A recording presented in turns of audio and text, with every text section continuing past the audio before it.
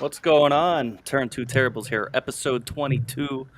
I'm Jimmy here with Chris, Jay Z, and a special guest today filling in for the missing Josh Aaron is Alex Robinson. How you doing, bud?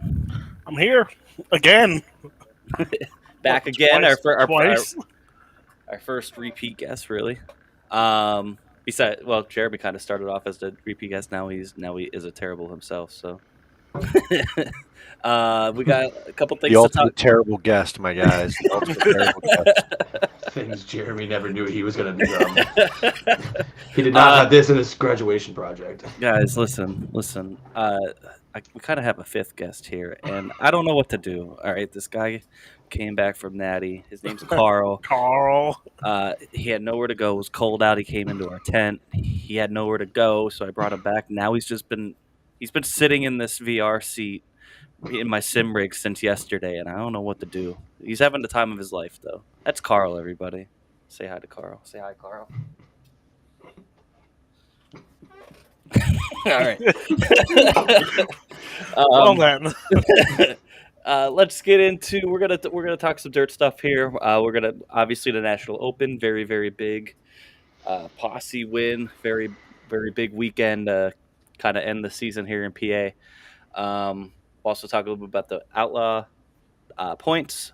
We'll talk to Alex as he's going down to Charlotte to kind of kick off the end of the season festivities that is going down at the short track or the dirt track at Charlotte for the World Short Track Championships. So he'll talk a little bit about that, and then in the second half of the show, we will talk about the NASCAR playoffs, and as that season comes winding to a close here pretty shortly, with only 2 races left. So let's start with the National Open, guys. Well, I guess before we get into National Open, BAPS Friday night had a race. Decent turnout of like 27 cars. Actually, Jeremy had it. We were guessing earlier, you know how many cars they were going to get, and we were somewhere between 24 and 27. And Jay-Z hit it right on the nose. You were there on Friday night. Give us your impressions on how the track was, how the racing was. Track was fast to start. It was pretty heavy. It was actually super slimy at the very, very beginning, but it came in well. Had a really good feature that I could see. The racing was pretty good. Peck and Danny really had a battle through lap traffic.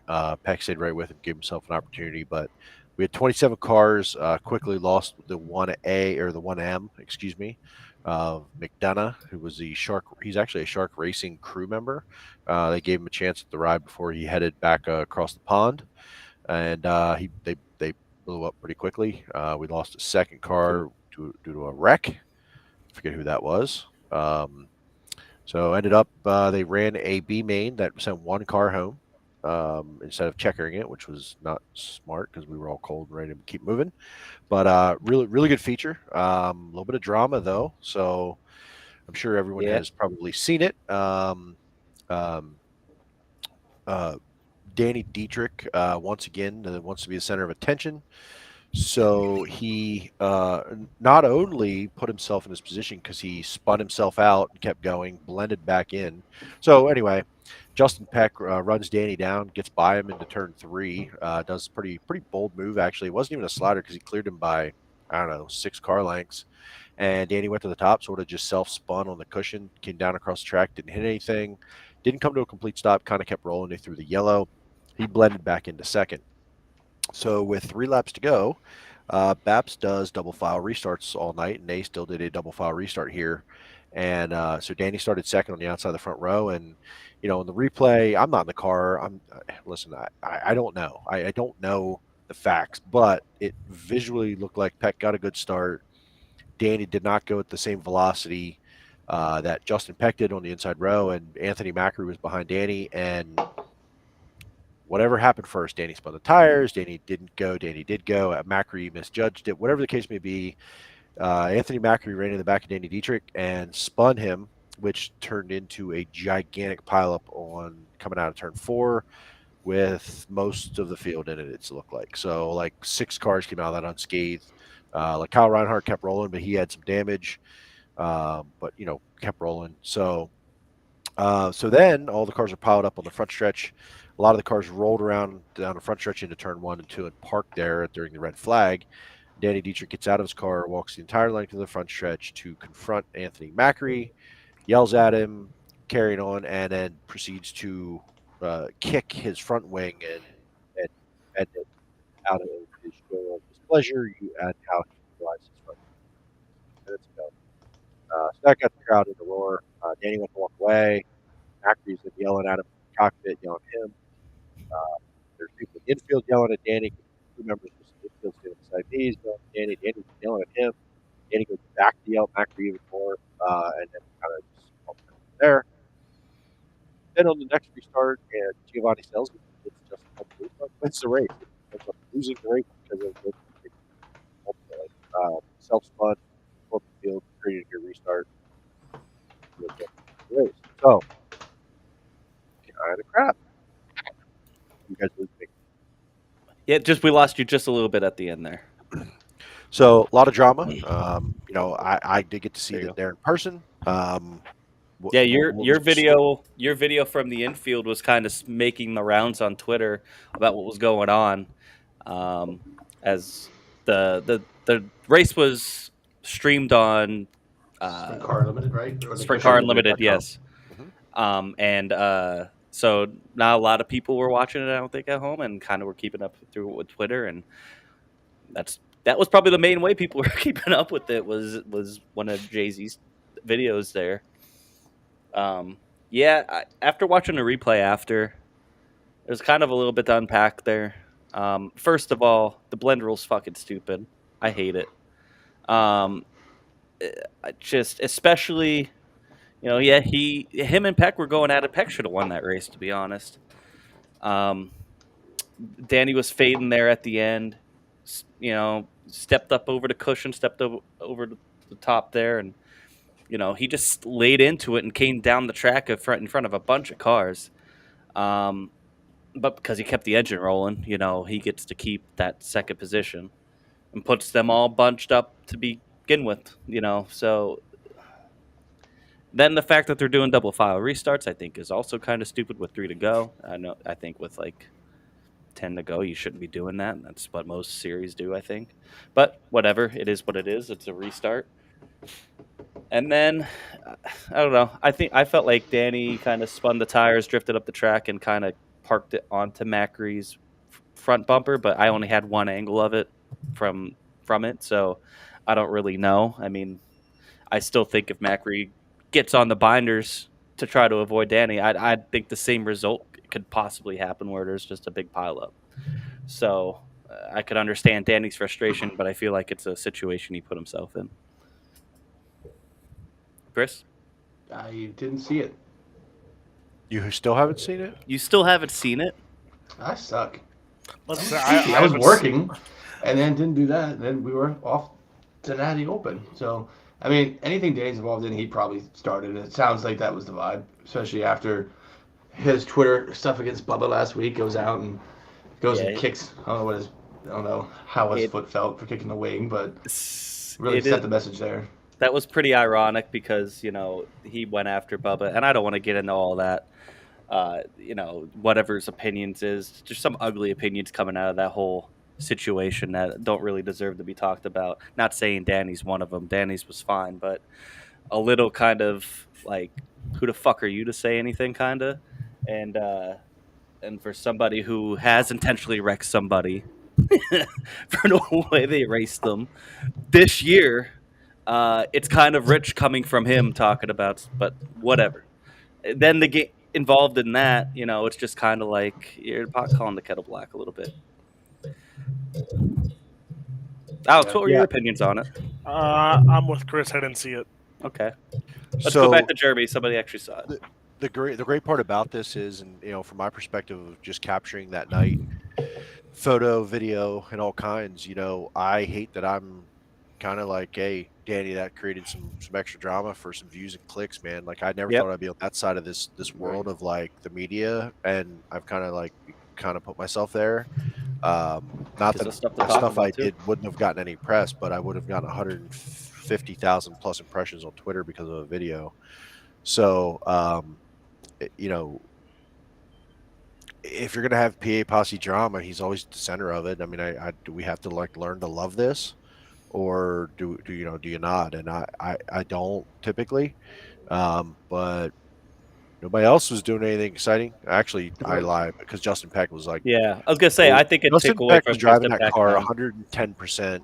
He was driving that car so hard to try to chase him down, and the guy in second has to try to keep up and go, and he was driving the hell out of that car to keep up. And Danny's really good at BAPS. He won the go break by 8 seconds earlier this year. I mean, that's a half a lap there, or just a little under a half a lap. So, he was on him that whole run. So that was pretty impressive. But yeah, it was just the timing couldn't have either been better or worse. I guess it depends on which side you look at it. With the Twitter battle with Denny Hamlin, that was pretty highly publicized in Central PA going into National Open weekend. Right. You can't tell me he didn't plan this out a little bit. I mean, Right. Like I'm thinking, and that's where like the only thing is I saw from Babs or Jeremy's works. But I mean, it comes back to Danny. The whole reason all of us are even talking about racing is the passion of it.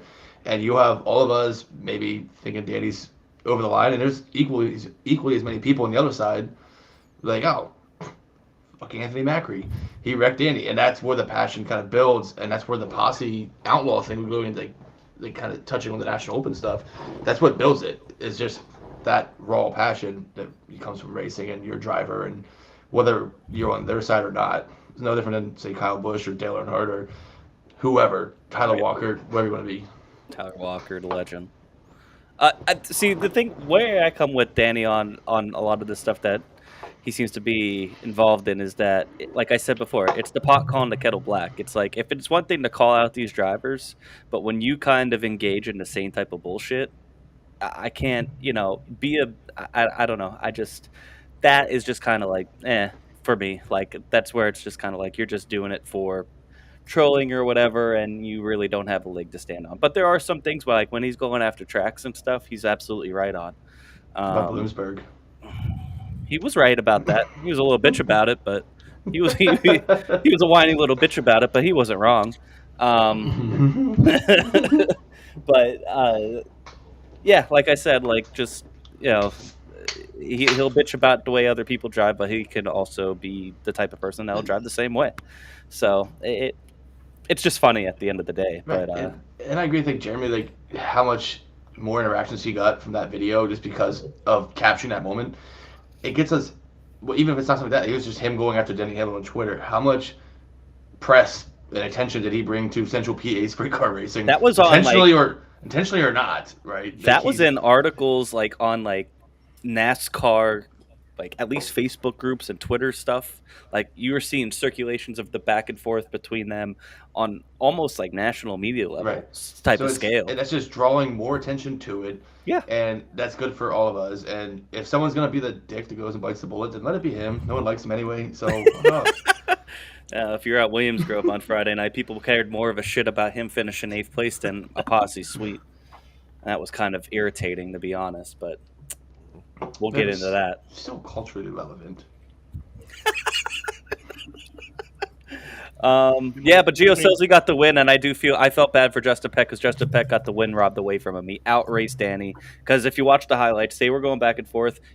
He ran him down. It was a good race between the two, and because Danny stepped on his own dick, Justin Peck loses the race. So it felt bad for him. That's who I felt bad the most about. For sure, I agree. Alex, you were gonna say something? You mean how David Smeal was jumping up and down like a kid on Christmas? We're going to go into that. God. We're going to probably talk about more about Smeal than I would like to on tonight's show.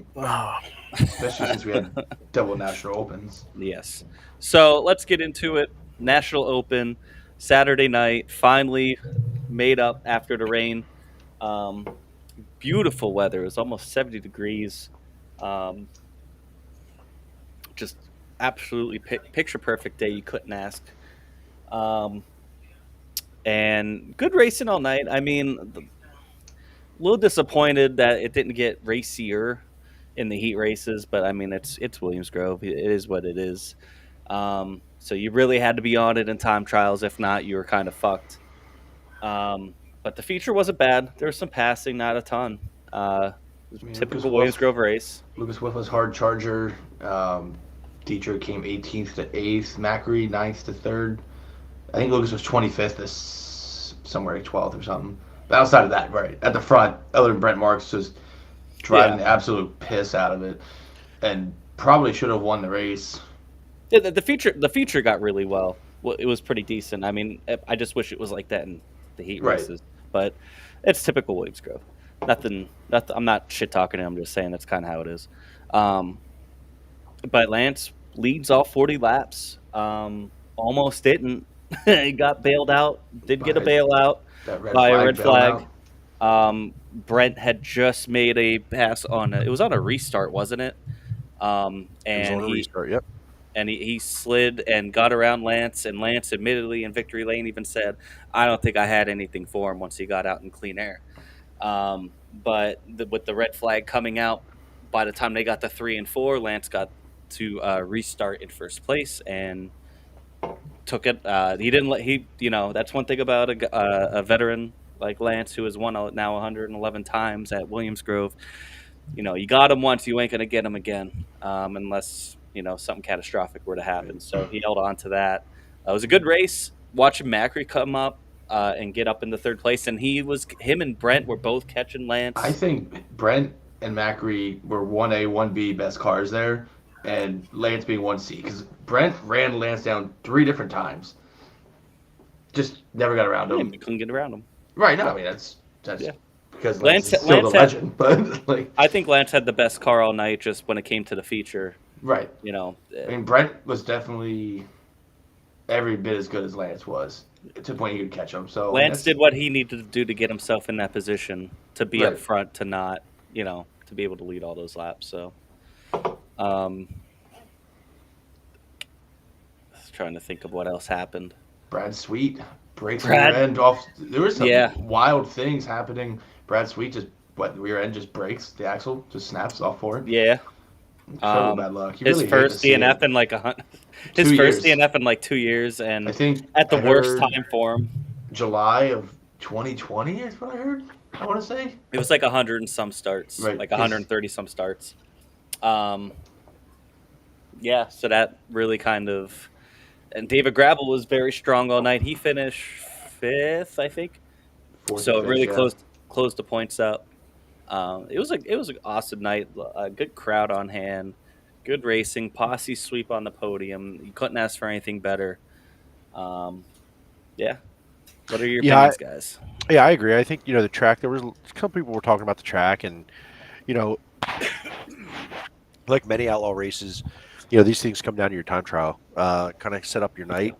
And when you have that many good cars there, I don't care, Outlaw or Posse, you have a lot of good cars. You better set up your night whether the track's good or not. And the track was really, really heavy, and it was narrow for those heats, so it was hard to pass. You could do it, but it was hard. And it never got – it got wide, but it was so top dominant that you're going to have to do something crazy. You're going to have to get to lap traffic, All right, Spam. Yes, let's go. Get they found us. Out of here. Look, we've made it big time. They found us. Oh yeah, we made Russian it. Spammers, let's go. Thank you, 18sex.xyz. Thank you so much. Shout out, keep it coming, baby. Oh wait, that's double entendre. All right, but no, the feature ended up, competitive. I think lap traffic. It was. Standing where we were standing, I think it was like, okay, they went by, there they are. Okay, went by, there they are. And it didn't look like much was happening, but they were in and out of traffic. When I was standing on the backstretch and from like outside of 2 and watching them dart into 3, top and bottom, they were working. Those guys were getting after it. Guys were driving hard. I think the weather being cold like that, there was some track time, but it wasn't that much track time to continue to move the track up. Created some of that, and Williams Grove is Williams Grove. It's very air dependent, and Brent hung with Lance that entire run, whether it was clean air or not. He stayed there, but he just couldn't quite close the deal under green flag conditions. And then on that restart, he got a really good restart. It was close enough through the slider, and honestly, I think the slider was close enough to Lance's front wing that it affected his aero just enough to not get that run back under Brent down the backstretch. And that's why I think Lance also said he was probably going to be gone, because Brent had enough speed. And then he had the aero advantage, at that point, he probably wins that race. I mean, we don't know. We'll never know. But he was a few hundred feet from the start finish line. So he said that in victory lane and his interview there. Thanks Sheldon. From what we all know, Sheldon's started that little crash. Yeah. Isn't that the little bit of irony here? Sheldon in turn 2 and turn 3 and 4 again, So does something to get Jimbo happy It was for great. Lance. Yeah. Sheldon's the greatest outlaw ever now. Jimmy's. I didn't even know that there were any outlaws there, to be fucking honest. I didn't even know it was an outlaw sanctioned race. Where were they all when we were on the track after the race? One of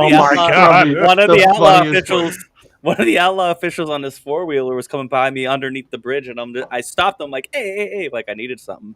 He's like, hey, what's going on? I'm like, where were all the outlaws tonight, man? Like I didn't know that any of them were here. I didn't know you guys were here, and he just laughed and sped off. I think it was just good sport about it. But it's true. That was if you're going to bring out the big guns for $75,000, that was the night to do it. And the three that we kind of talk about a lot, there they were. Lance, Brent, and Anthony. And honestly, shout out to Anthony for having that run he did at Williams Grove. He definitely improved a ton this year at Williams Grove, and he was driving just as hard as Brent was to get to Lance, and even Spencer based on that one restart. Through 1 and 2, threw a slider on Brent, got by Brent for a lap there. So, and then he, I think he actually fell back to 5th. Maybe Gravel was 4th, right? Basin 5th, something like that. So, there were definitely people that took shots at Brent. I think Brent, once he got a couple laps and got going, he really got that thing rolling. For whatever reason, after that restart, after Brent took the lead and fell to 2nd, I think that he just was a little bit vulnerable at that point. If he didn't get good enough restart on Lance that time, it made him a little bit vulnerable to a slider on 1 and 2, and that's what had happened because the Basin got a good restart. So, no, it was a great night. The atmosphere was everything we hoped. Mm-hmm. I think the crowd, it was a later arriving crowd. It wasn't quite the camping crowd like we would have had with a 2-night show. I truly believe, but it was a really good crowd. I mean, I looked around a few times and just kind of took it all in, and it was really good. So, so we got some comments in our chat here about the iRacing National Open is king. They don't want to hear anything more about the real one because apparently they're not Lance fans and they don't like the Posse. No, they just want to hear. What they want to hear. they want to. We know what they want. There might be a fire off segment. Unless there's more comments about this, we'll follow up here. Lance wins $75,000. Pretty emotional in victory lane. Got out and said he's got to try to keep the young guys honest, and mentioned Brent and Anthony. Keeping them honest, right? And staying out there and doing it. And he showed up when it was time to go. And definitely wasn't his most dominant win. That's for sure. He had to work for it, even though the record books will show he led every lap, right? Right. Record books are going to show every lap, but we can all say by watching it was not the dominant. It was a duel. I think he was the most dominant for about till the Open Red because he was slicing and dicing through traffic. Brent was close, but he wasn't getting anywhere near him where he's going to be able to pass him. Yeah. Then after the Open Red, it was a different ball game. It was a totally different race. Right. And I was going to say something about Gravel. He was really competitive early, but I feel like after the Open Red, he was good, but not. We weren't worried about him winning anymore, if that makes sense. And I think there was a lot, like being there, you've seen kind of different things. And that Open Red changed things. I think that tightened up Lance and Brent a little bit. Yeah. I had another thought, but I forget it now. It was a good ass time. I'm glad I did do one little piece of research, and I'm glad I did. I watched the highlights, and I'm glad I did because Lance. I was actually going to pose the question: is how many does Lance quit? And then he already covered that. No, not quit. I mean, he has a lot of things going on. He's getting old. Cole's racing, but he already covered that in victory lane. So not even just that. Oh, Kreitz is getting older. Like I don't know that Lance leaves 69K to go race for someone else again. I think they happens. slowly fade out. I don't think they're just gonna be like we're done unless something crazy happens. Not pulling old Big Fred and just go away. Let's be honest here. That win was emotional. If you watch that haul or because when they won that, the days it's coming to an end. Well, let's be honest here. you win the National Open Friday, you bury one of your crew guys today. Right. So Right, I for forgot them, Yeah. so for them, this win meant more than just $75,000. Right, and that's. I think you mentioned that. I saw that on Facebook on the Christ Racing page. And the other part, it was interesting too that this is the first time that Lance has won 2 national opens with the same team. Even though he's always won with a different team owner every time. That's kind of He's also crazy. won it in now 4 different decades. Right, which is Which crazy is too. insane. It's just good, and he's up to 31st on the Outlaw all-time wins list, tying Greg Hodnett. So there's a lot of cool things from this. That They also made the announcement today that they're going to Charlotte, which I thought was pretty cool. So seeing them do some different things here. and I got my They're also going to diecast put Bridgeport together. next week. They're also going to Bridgeport next week. I knew that Charlotte thing was in the works because they Well, you said could it. have fucking told me, bud. Well, it wasn't Alex confirmed. Robertson insider here. It wasn't confirmed, but they wanted to do one more big money show, one more big travel show. Because with Davey, you never know when Davey's gonna say, "I'm done," and when Davey's done, that's it. I think Because it's Ed, but it's not Well, the same as it was. who's gonna have it? It was. Who's gonna do their motors? Well, they'll figure that out, but there's this Donnie Kreitz guy. That Yeah, still has I a was just daughter gonna- that That's race. doing all a lot of would- the work too. This is why I'm saying they're going to slowly fade away because they wouldn't be. Cassidy's been coming up for a while. She's been Right. getting into I don't full think the time this team year. goes I don't think away, they're. but- I don't know. I think it's just Lance will go because Cole's got a lot more racing going on that he likes being around for. Like, he won Williams Grove one Friday night, and then tore like hell to Linda's to watch Cole race. Well, That's awesome.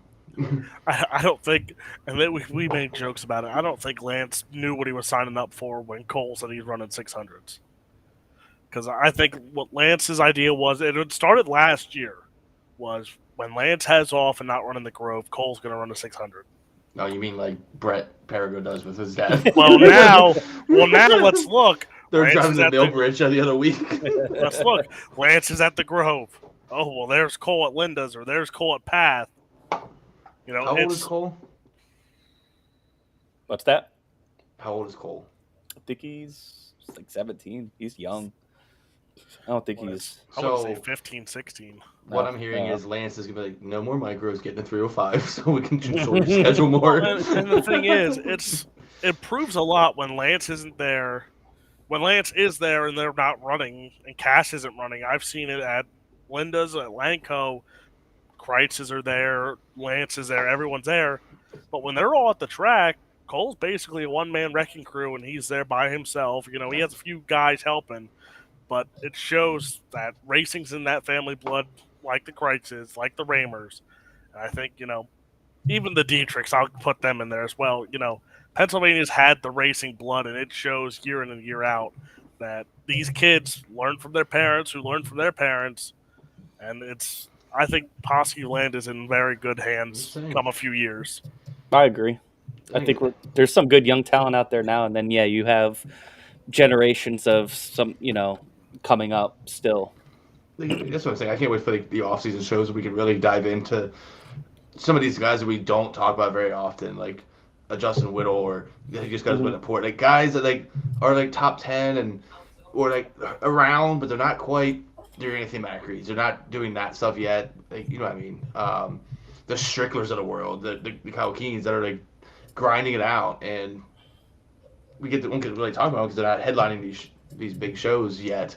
But can't wait for the offseason to talk about those guys. Yeah, Justin Whittle. I do want to say he had a very scary wreck. I think it was in his heat race. Very scary wreck in turn 3. He actually announced, I think yesterday, that he has a collapsed lung, but he's doing okay. So it was scary because there was somebody saying, I can't remember who, somebody saying maybe his head hit the guardrail. I don't know, but he looked knocked out when it was pretty close. The car came down on all fours. His head was down. So I have pictures of it. Too, though. It was top wing first, grinding along the outside fence there. I have 5 or 6 frames of it in a row where it's just sliding on its top, basically wing first out to the outside fence, just sliding, and it flipped. When it stopped, slowed down, it rolled over. The top wing was shredded, so that would not have surprised me at all if there was something there. But that was a big one. Yeah, there were a few scary crashes. Uh, but there's a speaking of scary crashes, I guess. Um, well, potentially scary crashes, maybe no more. That sounds like it's the last time we'll see the famous Williams Grove Bridge. Um, Yeah, what not overly sad about it. It is kind of like I mean, it's in their logo and everything, I'm not but sad about it leaving. I'm just I'm sad not about the sad rumored about it. other half of the story. I don't think that's gonna happen. I don't think they tear it down to put a new one up. Well, and let's be honest, Friday night, there's a lot of questions coming after Friday night. Bridge, studs, Saturday, Trout. yeah. Is Trout Trout. I mean, is yeah, Trout but going to be back? Studs Who's going to rumored to be be in these done. rides? Yeah, so like, Who's gonna fill that Hefner car? That's been a question ever since Borden's out. Well, that's all silly season stuff. I'm just talking about the bridge the here. bridge, like, so I mean, I obviously been going there my whole life. The bridge has always been there. My daughter knows it as the bridge track, so Mhm. she'll have to get over that. Um, if you're taking it down, take it down. Yeah. I said it Saturday night, said it around the fire with Chuck Guy. Just take it down. Like, building a new one, bigger, maybe safer, I know higher, whatever, rumored to be, obviously not as dangerous as it is currently. Maybe farther down the straightaway. That sounds not a good idea. I think why spend the money on it? Take it down. Well, You could spend it on so right. many other things at that track other Right. than a new fucking bridge. And it's just why. But good for the museum, at least to be somewhere protected, somewhere safe to kind of tell the history. It's been there since 75 years, 1947, is that right? So, it's just interesting that they never told anybody, which I guess is probably so it wasn't torn down after Lance won the National Open. Maybe, yeah. Because you imagine if they would have announced that place goes nuts. Mm-hmm. It's like college goalposts. Yeah, all of a sudden it's in the fucking creek across the road. What the fuck pieces are you going to be able to take? No, I think they're just going to tear it down and take it to the creek across the road like they did to Tennessee's goalposts last week. Threw it in the damn Tennessee River. I don't know how the hell you're getting that thing up. And here's the thing. I don't question anything anymore. If you look in past, you look at Grandview, you look at frickin' Trailways, the moment they got, like, the rumors went that those things were gone, people were going and getting stuff. So the moment you hear if that was confirmed Saturday night, people have stuff. We've seen enough degenerates in Pennsylvania. We have tools in our vehicles that we could take pieces of that bridge. Facebook user who is Travis Chuck Guy, he was got to hang out around the fire post Natty Open, hang out and talk a little bit, which was fun. We were talking about this very issue, and he's saying here the Outlaws are part of the reason they are taking it down. I wouldn't doubt it. I think it's a safety issue. It's definitely a safety issue. It's been said that before. Right. There's so many safety issues at Williams Grove that they just don't fucking address. It's getting annoying. Was it Huset's, where the gate opening destroyed Gravel's car, and it could have been a hell of a lot worse. Mm-hmm. You have to look at these things that are potential issues down the road. This is a potential issue. Yeah, just because it hasn't been yet. Right. I mean, Hodnett hit it, but he hit the pole, which is not great. But that's what kind of killed Jason Johnson. So, in a different, obviously that was a billboard, but like those poles. But do you think they rework that whole pit entrance? Take the fucking pits out of the track. Problem solved. Yeah. Do it like Port has it. Port has the perfect infield where you have maybe not open up to everyone to go all the way to the front stretch wall, but that could be their staging lane. All the cars come to the infield pit area for time trials and do it that way. We can still see the whole track. Just do it exactly like you do at Port. Either pave it, stone, something. Yeah. Like Port. You go off the track, go in there, put the scale in there. Don't put the scale out the back. Put it in the. I think it's at the back still, right? Or is it in the front? Yeah, it's in the back. Right, so put it in the front. Have all the haulers out there. It's big enough. You can do it. Be done. Take the bridge out. Don't replace it would be my vote. Let history die with it. Don't create new history, if that makes sense.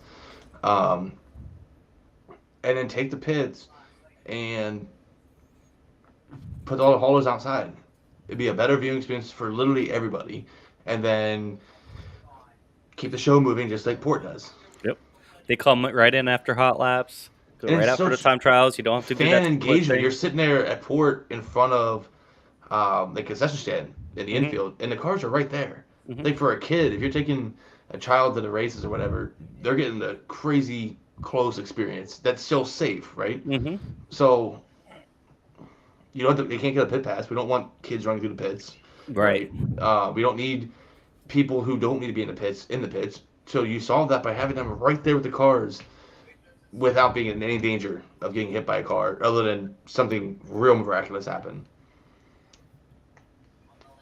Yeah, I don't. I mean, that's my two hot takes No, I agree. I from my home track. they can really, if they just move the pits outside. Selinsgrove did it. It's a much better experience, even though they haven't done much more than that since then. Right, but they don't But have the it's money. Like, yeah, it's yeah, different. yeah, absolutely. But it's Lincoln did it, and it was like the greatest thing. They were the first ones to do it way back Yeah. when. It was one of the greatest things ever when they did it. I hate sitting in stands. Yes, I hate sitting in stands. I I am a don't want to rubber. go to tracks sometimes because I don't want to that's sit in literally stands. how I pick my tracks mostly, except for BAPS. And I can't imagine because PA is really one of the like. There's very few tracks outside of PA that I can think of that have open infield I would seating have like that. had. And I don't know how people do it. I can't sit dick to dick I'm with a, people in I'm stands. a, I I'm hate a, it. I'm a grazer. I gotta wander. Yeah, that too. I I walk need to around. roam. I need to roam, boys. That's why I sit up at the top when I go to Bloomsburg. I only tolerate it there because I stand up at the top and I could kind of move around a little bit and be my And it's- degen self. But Plus, I would, when it's 7 minutes from your house, it makes it a lot easier to get away with. yeah. But and there's so many grandstands at Bloomsburg that you're not worried about sitting dick to dick I didn't necessarily. realize how much I hated grandstands until I was at Martinsville in the spring. Yeah, I'm like, yeah. I hate it. I hate it so much. And Williamsgrove could really take advantage of that. They could get more people in So I'm there, saying, it get would more people spaced out, and You're taking the bridge out. You're ending an era. Go all in on that. yeah, Just I agree. boom, do it. Maybe Put they your catch are. fence in 1 and 2. Maybe Put they're your catch thinking fence in about 1 it. and 2. Take the pits out. Mhm. End the whole thing right there. Because if And the thing it would is, be okay. I would be okay with it. But if the the bridge in though, that makes me angry. I'm not happy yeah, anymore. me too. I agree because they don't need to spend the money on that. Spend the money on new pits on the outside. You could do a lot of upgrades to the grounds itself, not even necessarily the track if you don't want to. There's a lot of things that they could do better. And I love the place, great atmosphere. I don't think anything's inherently bad. It's I just think it needs some updating in some areas. one request for the grounds outside of the fences. Outlaw weekends put porta potties on the outside They do. for National Open. Why do we go to the All creek? weekends? Yeah, but that's Summer Nationals, we gotta keep going to the creek and stuff. That's good for us, but like Yeah, it's true. we have advantages. My 2 cents about sitting in the bleachers, for God's sake, the only time I'm in a bleacher or near bleachers is when I'm in a press box. If I'm not in a press box, I'm not in the bleacher. Jimmy, you saw it at Bloom. I freaking bought a pit pass because I wasn't sitting in the bleachers. Right. Maybe that's my answer to my questions. I went in the freaking pits and I was like, screw it. I'm not gonna sit in the bleachers unless I'm getting paid to sit in a booth and call racing. Well, let's talk about that. I think we talked about Williams-Grove and National Open enough. Yeah, I mean, the only thing we were going to do is probably talk about other stuff. We'll do that in photos in a week. Yeah.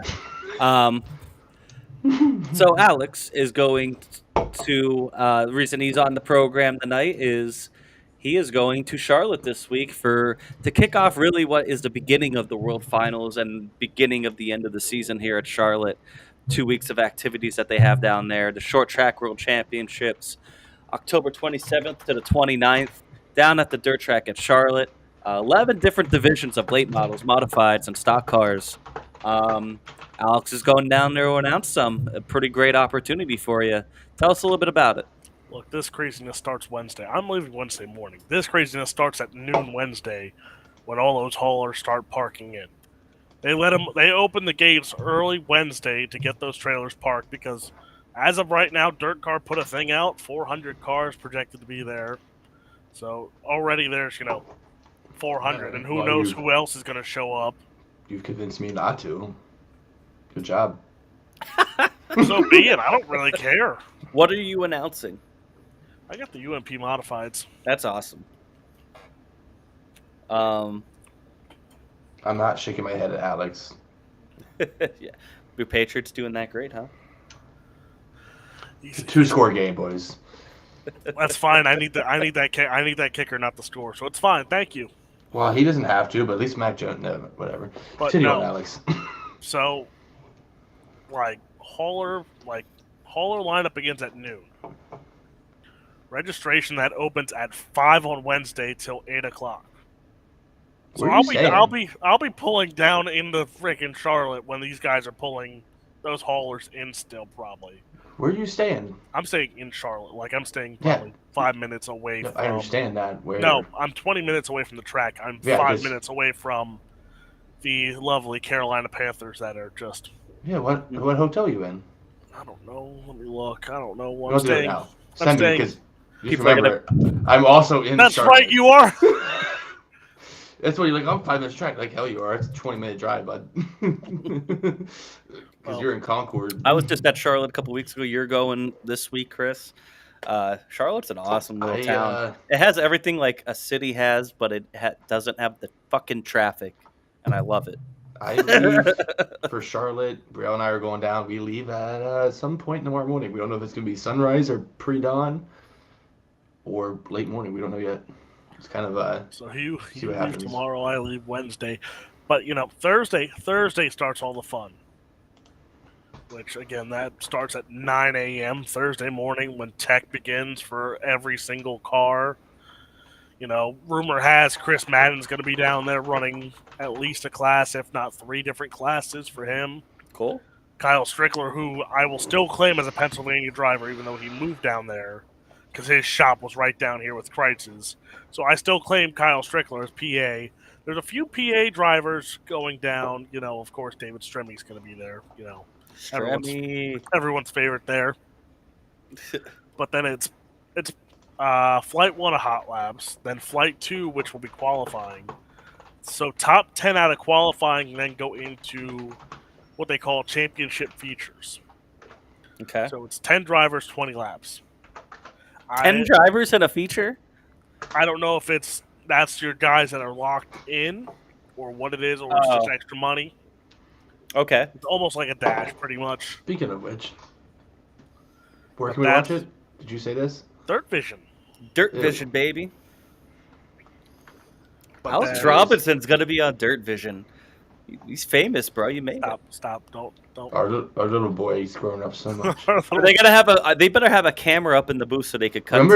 Remember that first time when he was on the show when he first got the Renegades of Dirt gig, and it's like, this is like cool as hell. Now he's like, oh, look at I him. think 2 it's months like- later, oh, he's on Dirt Vision.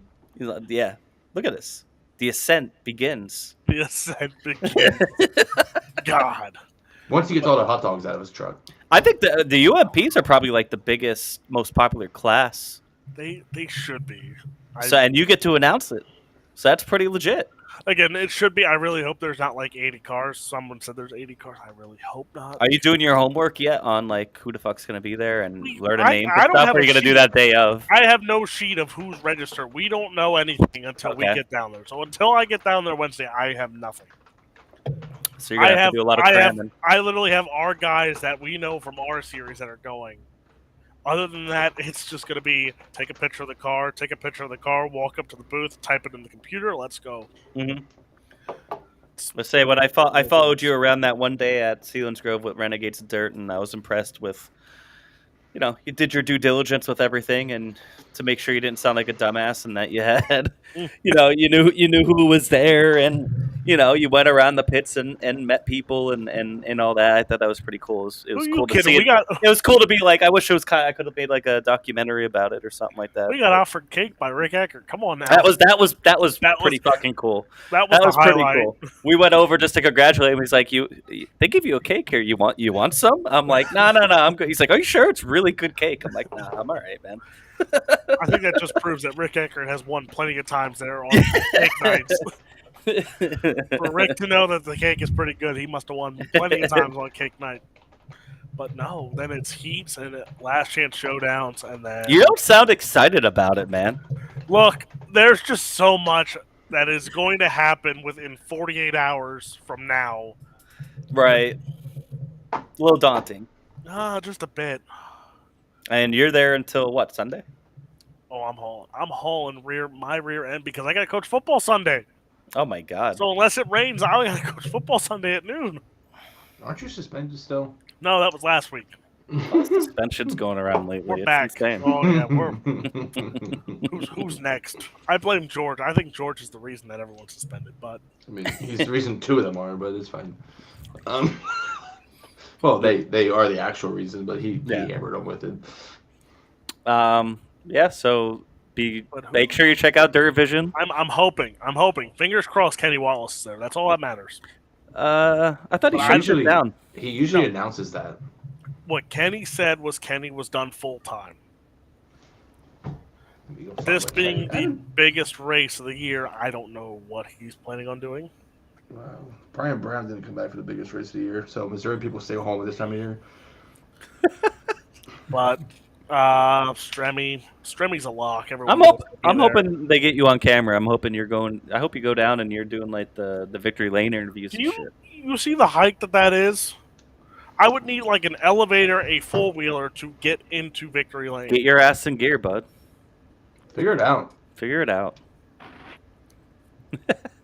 So yeah, Dirt Vision this weekend. Check out the Short Track World Championships. Our very own Alex Robinson here going to be announcing. Oh, I didn't go through start times. Oh, go ahead. 5:00 Thursday. 4:00 on Friday. Is it 3:00 on Saturday? No. Okay, because we got to be special. 4:15 on Saturday. Is the 15 minutes? I don't know what the 15 minutes are for. I don't want to know. Does the track rubber up? Well, it probably will. 400 cars hitting that track.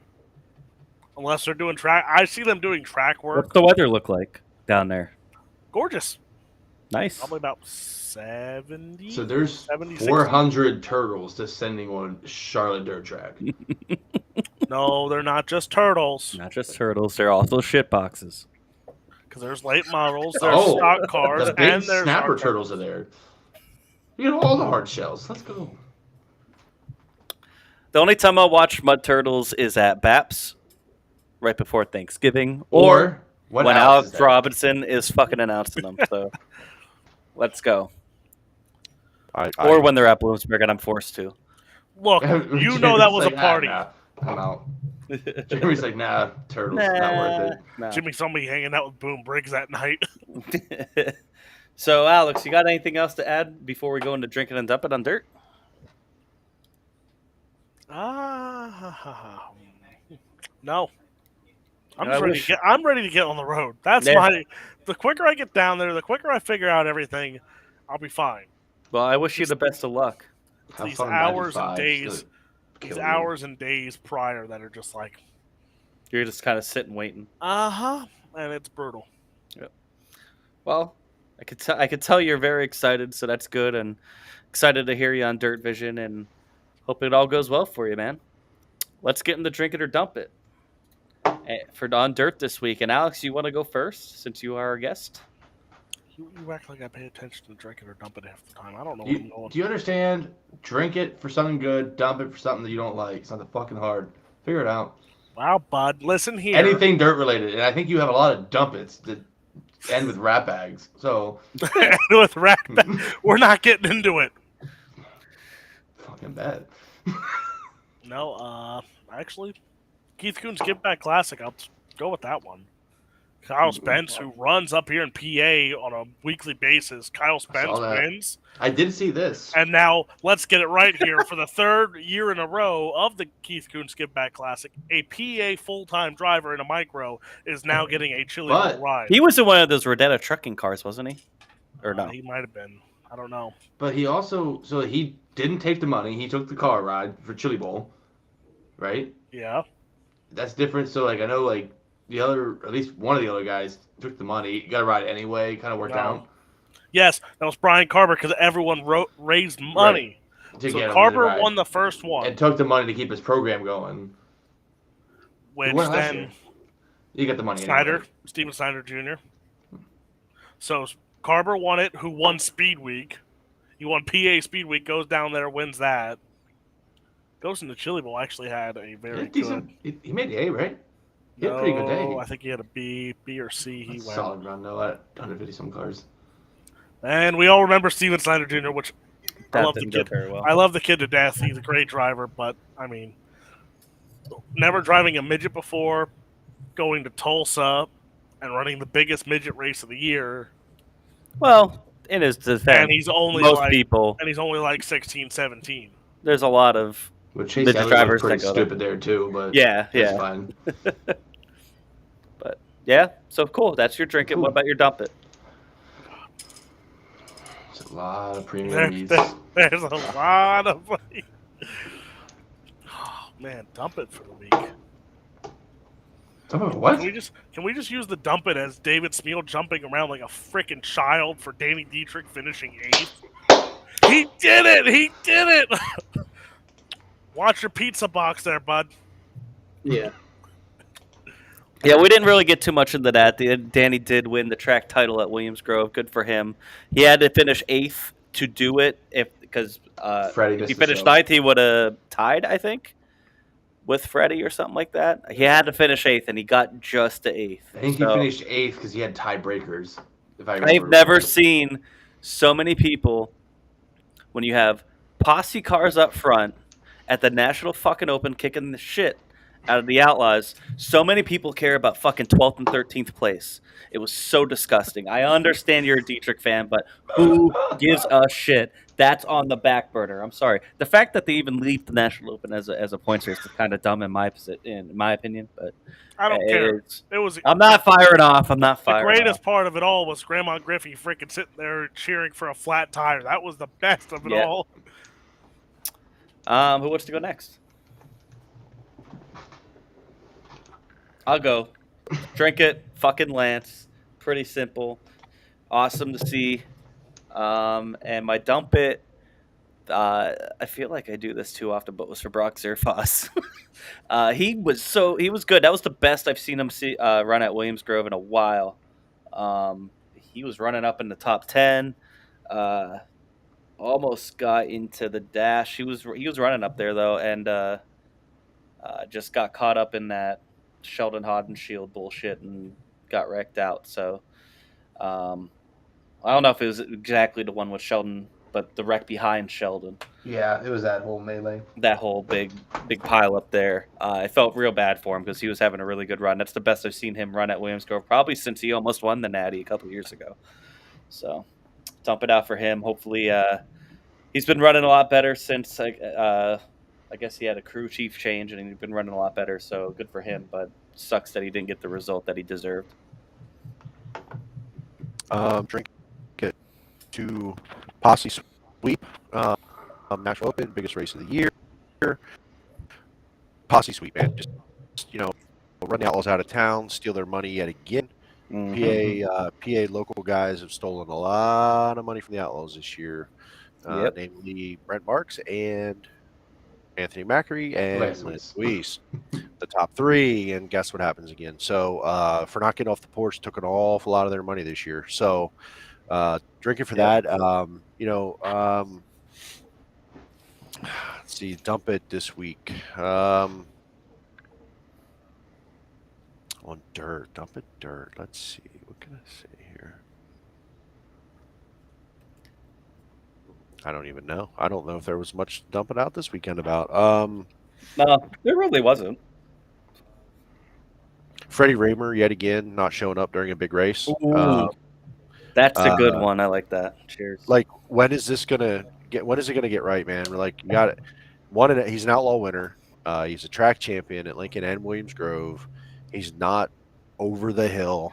The guy has shown to have the speed. I just don't understand it at this point. It's hard to have a rivalry between Lance and Freddie between Danny and Freddie when half the time neither of them can, do anything when the Outlaws are in town. So, they got to put their big boy pants on and show up when it's time. So, dump it to that yet again. It's disappointing. Yep. But yeah, that's where I'm at. I like that one.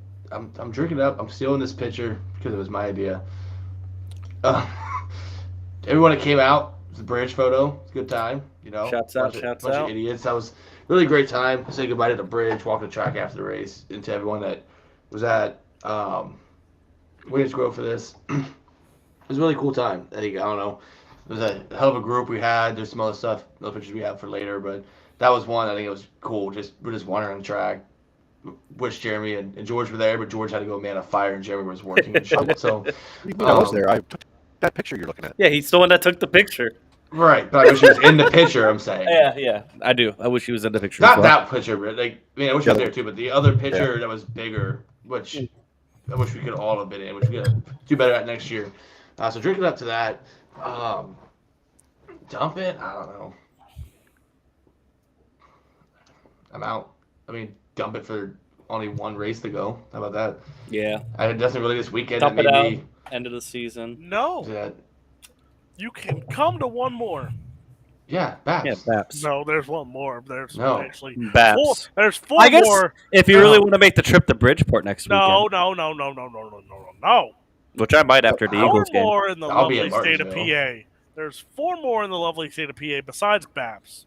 No. Yeah, I If know. they don't involve sprint cars, don't even bring They it don't- up. Yeah, I know. Yeah. I'm working it, so I don't really Yeah, care. we're gonna go back to this until you're done. I'm in that picture, so it really don't matter. That's fine, but you were normal then. Now you're talking crazy. I'm working it, so I don't really care. Like I said to Spiel before, we're running four No. races at Hidden Valley. I don't. Yeah, it's been Yeah, a great ooh, Hidden season. Valley. Ooh. Hey, Hey, racing's hey. racing, bud. Not when it's 35 degrees out. Cam. Dump it to the bridge. Dump it to the bridge. Dump it to Brad Sweet. He is letting this points lead go away. He was up almost 100 points just about when the Natty was really scheduled to go off. Now it's only 16 points with David Gravel coming on strong. Worst time in the world for him to have his DNF, but that type of shit Yeah. happens. I'm Is gonna it try though? and I'm gonna And try drink and it. schmooze. On the other side of it, drink at the David Gravel. He's not given up. He's been running well all season long, making his best runs now when he really needs to, I and really taking advantage of the situation. So shouts out to strongly him. dislike both of them, but I want I don't hate Gravel to David win Gravel. this. I don't want mind him to win Gravel. this. Well, he did kind of spin Stevie Smith at National Open. I one get time. that. I get it. I'm not But over it. I'm not like a fan. I'm just saying I don't mind him. Right, I just like him more than the other guy. I mean, I'm gonna try now that points lead is that close and Lance is going down. I might really try and schmooze my way into 4 tickets for a freaking World Finals. I will fly you three down. I will fly you down to Charlotte, and we will freaking have a turn 2 terrible World Finals. That's it. I'm here for it. Anything else? I think that's it. I think that's Thank it. you, Alex. Thank you, Alex, for being Yeah, here. thank you, Alex. Send We're you gonna on take your a happy merry way. We're gonna take a quick break, and we're gonna go into NASCAR and a little bit of iRacing stuff. Thank you, Alex, for joining us. We're gonna take a quick, about 2-minute break, and we're gonna leave you with this photo of the week by Jay-Z.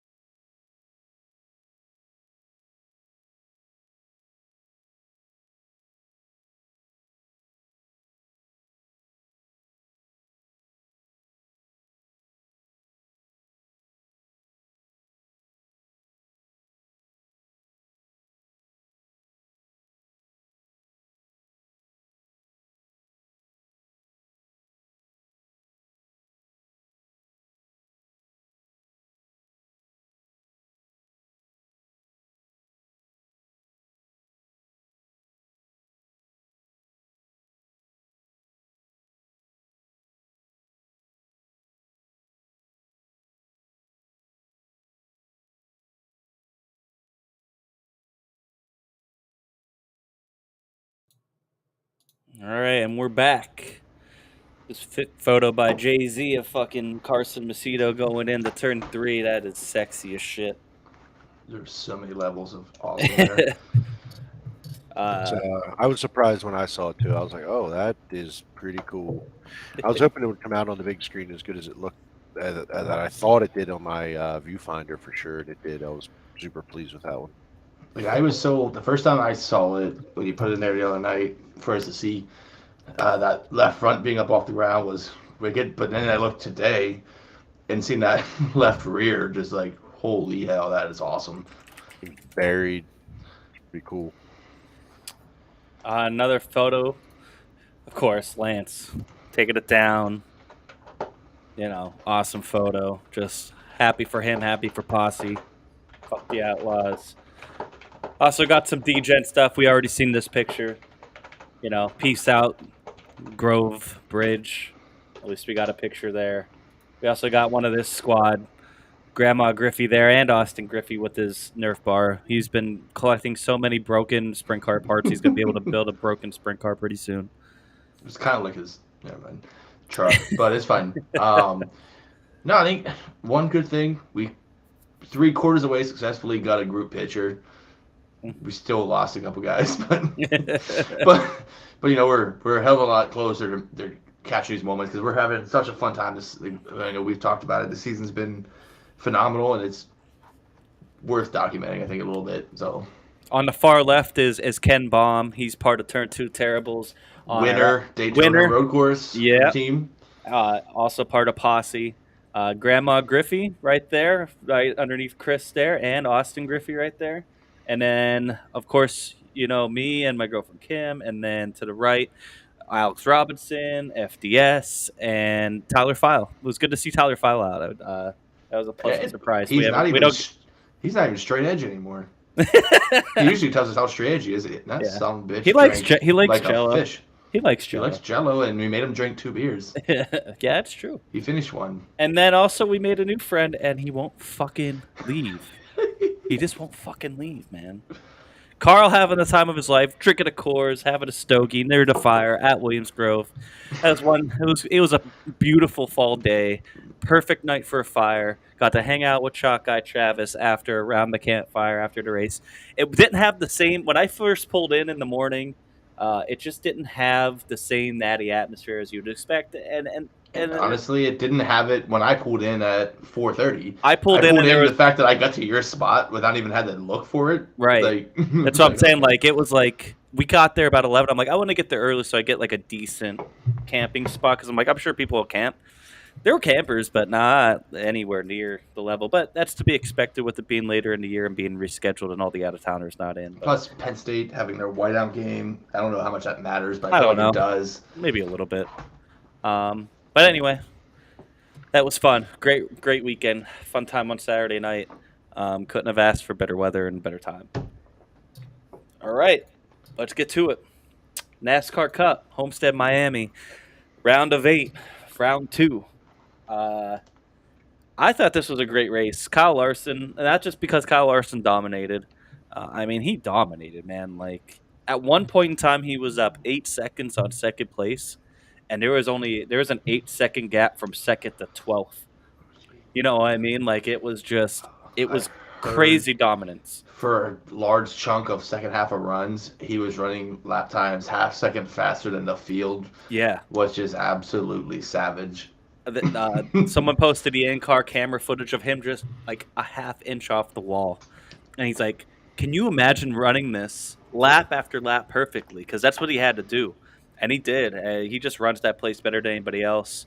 I love Homestead, though. It has so many different racing lines. There's so many opportunities to pass.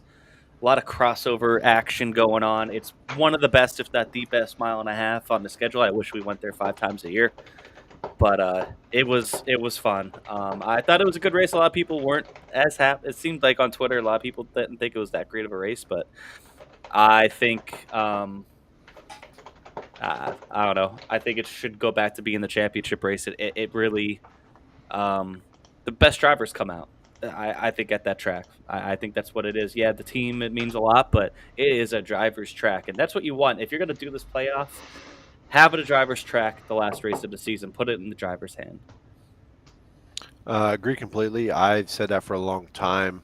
I think NASCAR, it's one of those be careful what you wish for things, because there was a long time where everyone was like, oh, switch the final race, and kind of complained about it. And you got to be careful what you wish for, because you got it. So now what do we got? And they want to move it now because it's whatever racing.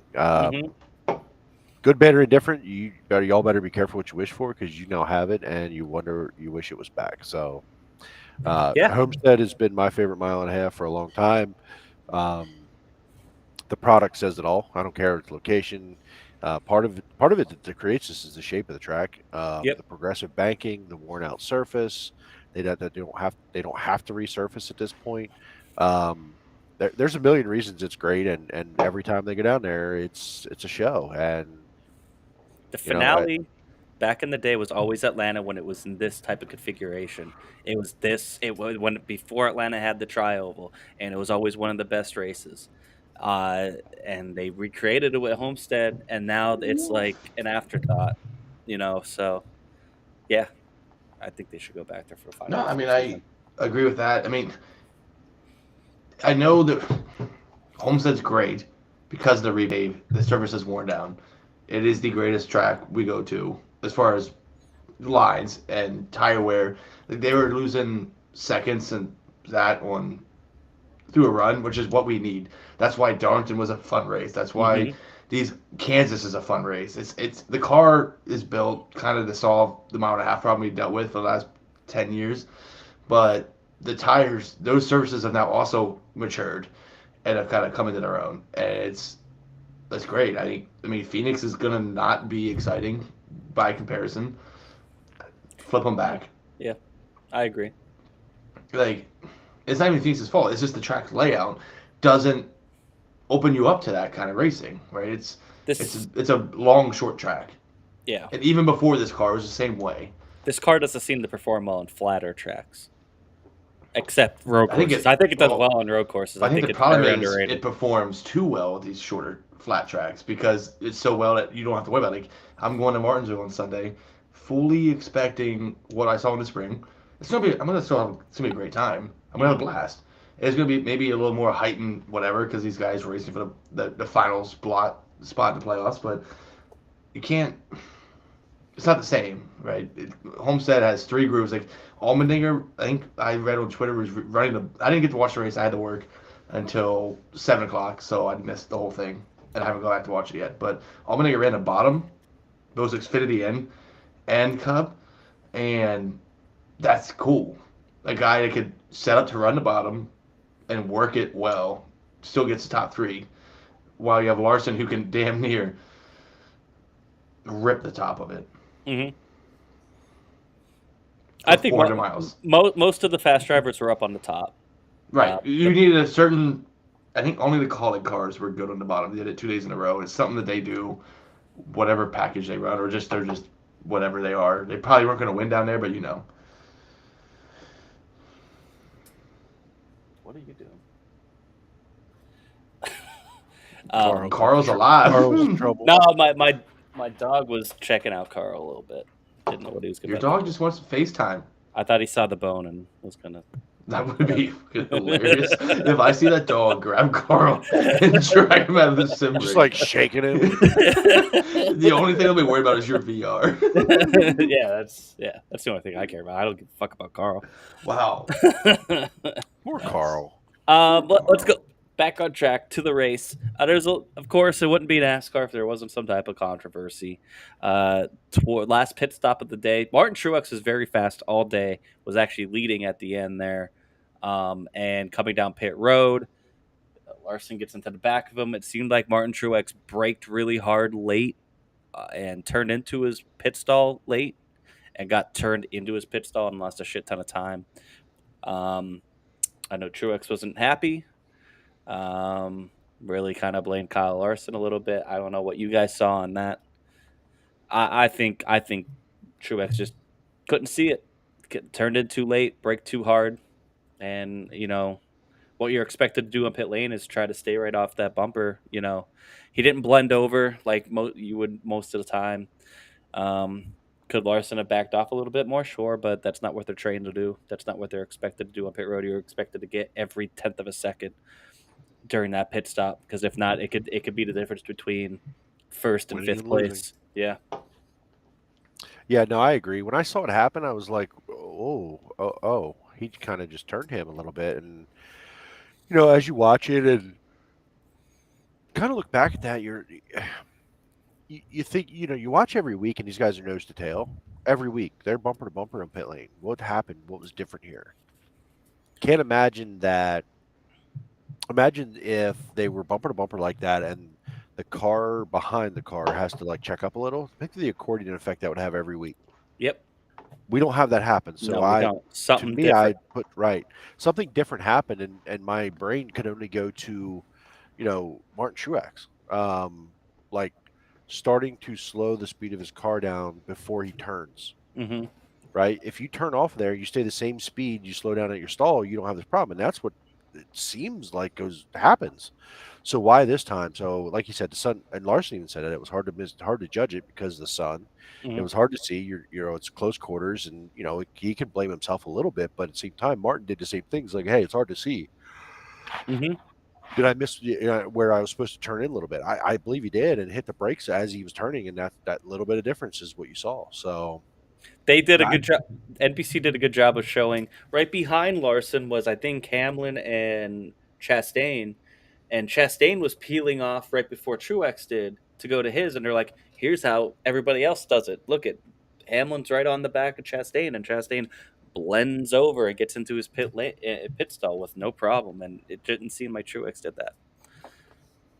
I saw on Twitter, too, the sun was setting around that time, so it was kind of hard for sun to see. Plus, they have all shit on their windshield, too. Right. So when I read on Twitter, and I think even Truex may have said after the race, he couldn't see his pit box. In the last second, he did, and he stabbed the brake and turned left, and it just, like, after the race, I'm talking. In the moment, it looked really bad, but it sounds more like it's kind of just one of those deals.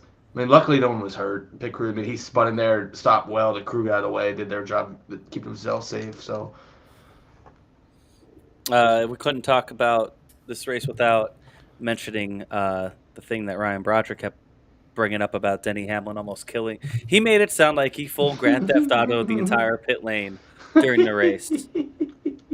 Like he ran over like 15 pit crew members. And so Hamlin's coming out of his pit stall under green flag pit stops. Here comes Landon Castle in the 77, who's two pit stalls ahead, or actually one pit stall right ahead of him. And as Hamlin's already going, get ready to turn right out, here comes Castle. So what does Hamlin do? Instead of run into him, he stays left and drives through the pit box and then comes out. And one of Ryan Broderick wanted him suspended for the season. I just thought he was going off. He was going off about it, and it's like, I don't know. And as it turns out, by letter of the rule, Denny Hamlin broke 0 rules. You got 3 pit stalls to clear. You have to miss the 4th box. He did just that. Mm-hmm. I think he avoided contact. He didn't hit anybody. He did what It's safer for him to do what he did than to turn out and turn Castle, because once you turn a car, the car is out of control. Like in Truex's deal, his car, he got lucky that he controlled it well enough. But you never know. He starts spinning. You don't know where it's going to stop sliding. Right? If Larson doesn't spin Truex, I don't think Truex makes his pit stop box at all. Right. Right. He was already past it because like we do it on iRacing, and those guys are clearly a million times better than we are. You're allowed to start fading left. Truex didn't even do that. He had no idea his pit box was even coming up. He couldn't see it, couldn't hear it, whatever. Couldn't hear the countdown, couldn't see it, and it just, I don't know. I think those two things are not the same. Right. And I think Hamlin did it as well as he could have. Like, he's dodging another car, and Broderick's an idiot. I'm not a Hamlin fan. That was the safest as Cam. I mean, I agree. You know where I stand on FDH. Where these drivers are expected to do on pit road. That was during green flag pit stops. You have all different. You have so much shit going on pit road. So much you're trying to watch for, while also trying to maximize the time that you lose, or minimize the time that you lose. it's really hard to, you know, I don't know what else you could do to make pit road safer other than not making it a hot pit, and you don't want to see that. So, Ken Baum saying, uh, Facebook calling for Larson to be suspended for getting into it. It was intentional. Yeah, I don't know about that. Facebook warriors, you know. Right, he's saying the Facebook people. I think this goes back to the Bubba deal, and I know we don't really want to get into it. This is why though, because now it started with the Byron thing, and now everyone should be suspended. It's like, well, what the hell? We haven't done this ever. Like, I'm all for being proactive, but you're overreacting to every little thing now. Stop it.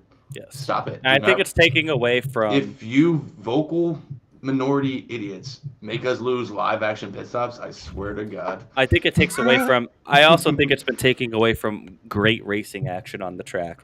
This has been some of the best green flag racing all season long at most of these tracks that we have seen in a long time in NASCAR, where they're not 5 seconds apart all the time. They're side by side. You could find side by side battles at any point in the race. You couldn't say that before for a long time, and I think this type of shit takes away from that, and it's frustrating. And one of that, so this is the first time in this car, and I think this makes me like it more. First time in this car that we've seen someone give a thorough ass whooping. Yeah. On a track where not like Martinsville where Byron led like 300 laps. A track where there's a lot of passing, a lot of tire management, a thorough ass whooping. Larson handed that one out, and we haven't seen that. This year at all. We've seen it last year, years before. We did Larson last year, or year before Harvick was doing it. Like, but this is straight up ass whooping. I don't think you're gonna see it. I don't think you're gonna see it. Who cares? 2 touchdowns, bud. 2 drives, 2 touchdowns. It's the Bears, bud. Mac Jones getting traded. Sorry, boys. Anyway, continue on. Fucking distracting. Yep. Squirrel. Where? What? Squirrel. Anyway, so yeah. What's your question? My question was, kept saying you and FDS kept saying Kyle Larson fell off, man. Yeah. You think he's back? 5 team's gonna win the championship, and that'd be hilarious. I'm here for it. We're not talking about the 5 team. We're talking about Kyle Larson himself. I think is he back? He's the first guy to dominate an X-Gen Cup race now. This is the first time he's been relevant in 3 weeks too. So is he back? We don't know. We're not doubting his talent. His talent is peak. Just saying, he hasn't had a great year. He's had an okay year. This is the first time that Larson has come out in a Cup race and just straight dominated it. So is he back? I don't know, because we'll find out. Jeremy, what do you think? It's a one-race pitcher. He never went anywhere. I don't know where this came from. I don't understand any of it. What the hell is wrong with all of you? Kyle Larson is one of the best drivers on the planet. Is he back? Where the hell did he go? I'm a Larson fan. Where did he go? To ask if he's back, where he didn't go anywhere. Somewhere? You don't call it a comeback. He's been there the whole damn time. Chris, you're a part of this damn thing. No, you sons of bitches. Chris is a part of this. Oh, he doesn't want it anymore. Oh, he just, hold him accountable. Hold him accountable. Won all those races in dirt. Last year, he came after his redemption year. He came back in after COVID or after his suspension year, and he won all these races, and he was dominating. And man, you know what? This year is just he won everything. Just doesn't want it anymore. Like, get the fuck out of here. Like, for real. You don't show up and and don't want it and run 7th. A guy that doesn't want it is going to run 20th and get fired. Mm-hmm. Fact is, there's more parity this year in the car and the equipment than there has been in NASCAR's history. The statistics, the winners, it all shows that. If by your logic, Harvick didn't want it, Truex didn't want it, Ryan Blaney didn't want it. They fell off. Joey Logano really didn't want it. By that logic, all of these guys who are champions, multi-time winners, win list guys, they didn't really want it. Well, they fell off. They just don't have it anymore. They just don't But have the you know what? fire They might anymore. win a race here at the end, and now they're back. So, no, get out of here with that shit. No, listen. The right car, the right driver at the right time. Now, will I be completely numb or like kind of gloss over the fact that he could have been a little extra motivated this week? Ooh, that's spicy. Maybe. I mean, I why think it not? was. I think it was Right? just the recipe of the I right think it was track at just the a right time. recipe. He's historically been great at Homestead. We talked about it last week. Maybe the parity of the car showed how much his talent matters at a place like this. I don't know, but maybe even more. I'm gonna go out here around the wall and just say, "Hey, fuck y'all." I don't know.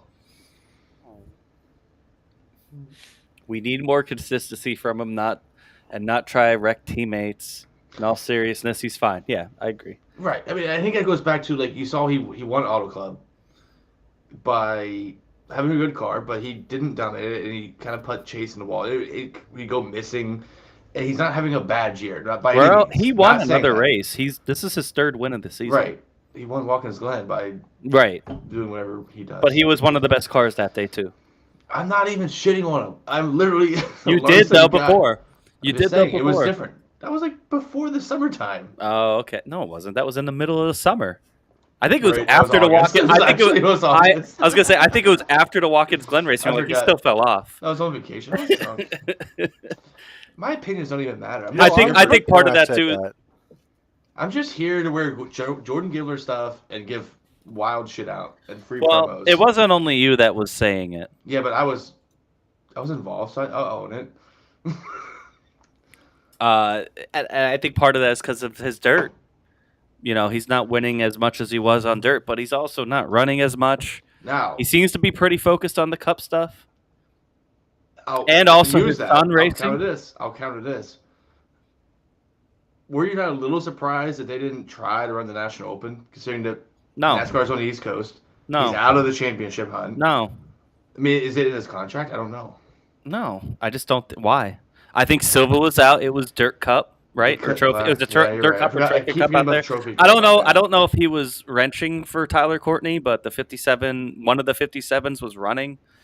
I mean, like I said, like, I don't don't look think into why it. why come all the way across country for what? But no, I mean, I don't know that part. I was just thinking from the Larson side only. The only crown jewel in sprint cars But- that he but hasn't won yet is that one. When it comes to that, it's not just Larson. Larson's I just a driver. understand. There's also a whole team that goes around it. I understand that, buddy. I was just saying, in the rare time that he's not in the championship battle anymore, thought maybe he took advantage of it. It's a little. try. It's actually there's a distance thing there. I mean, that's not a quick. No. Just jump from Miami to Mechanicsburg. That's a Right. 3-hour flight on a full size jet. Yep. So Yeah. qualifying, he definitely would have had the time, but that's But a why? long day. Yeah. But and why? But how far is Yeah. Knoxville to Michigan? Not that Not maybe an that- not hour. very far. I don't know. Hour and a That was- half. That was a genuine question. Grab Like a he's map, done bro. crazier shit. Here's Michigan. Here's Michigan. Here's Iowa, ish, and then here's Pennsylvania, and here's Miami. I was saying, Miami's the southernmost part of the United States. obviously, if Well, you didn't know how far away know Knoxville, how Iowa is away fast- from Michigan. I don't know fly if you on know. I planes, don't know how buddy. well you know geography, whatever. the fuck Geography, giraffeography. No, so fucking idiot. So Jeremy's like, "Yep, I've hit it. This is the point where I realize I fucked up in life." Here I am. Drinking flights. So I was just throwing it out there. There at least had to be some thought. That's the only sprint car crown jewel he has not won is the National Open. That's it. There was nothing more to it. It was just a thought.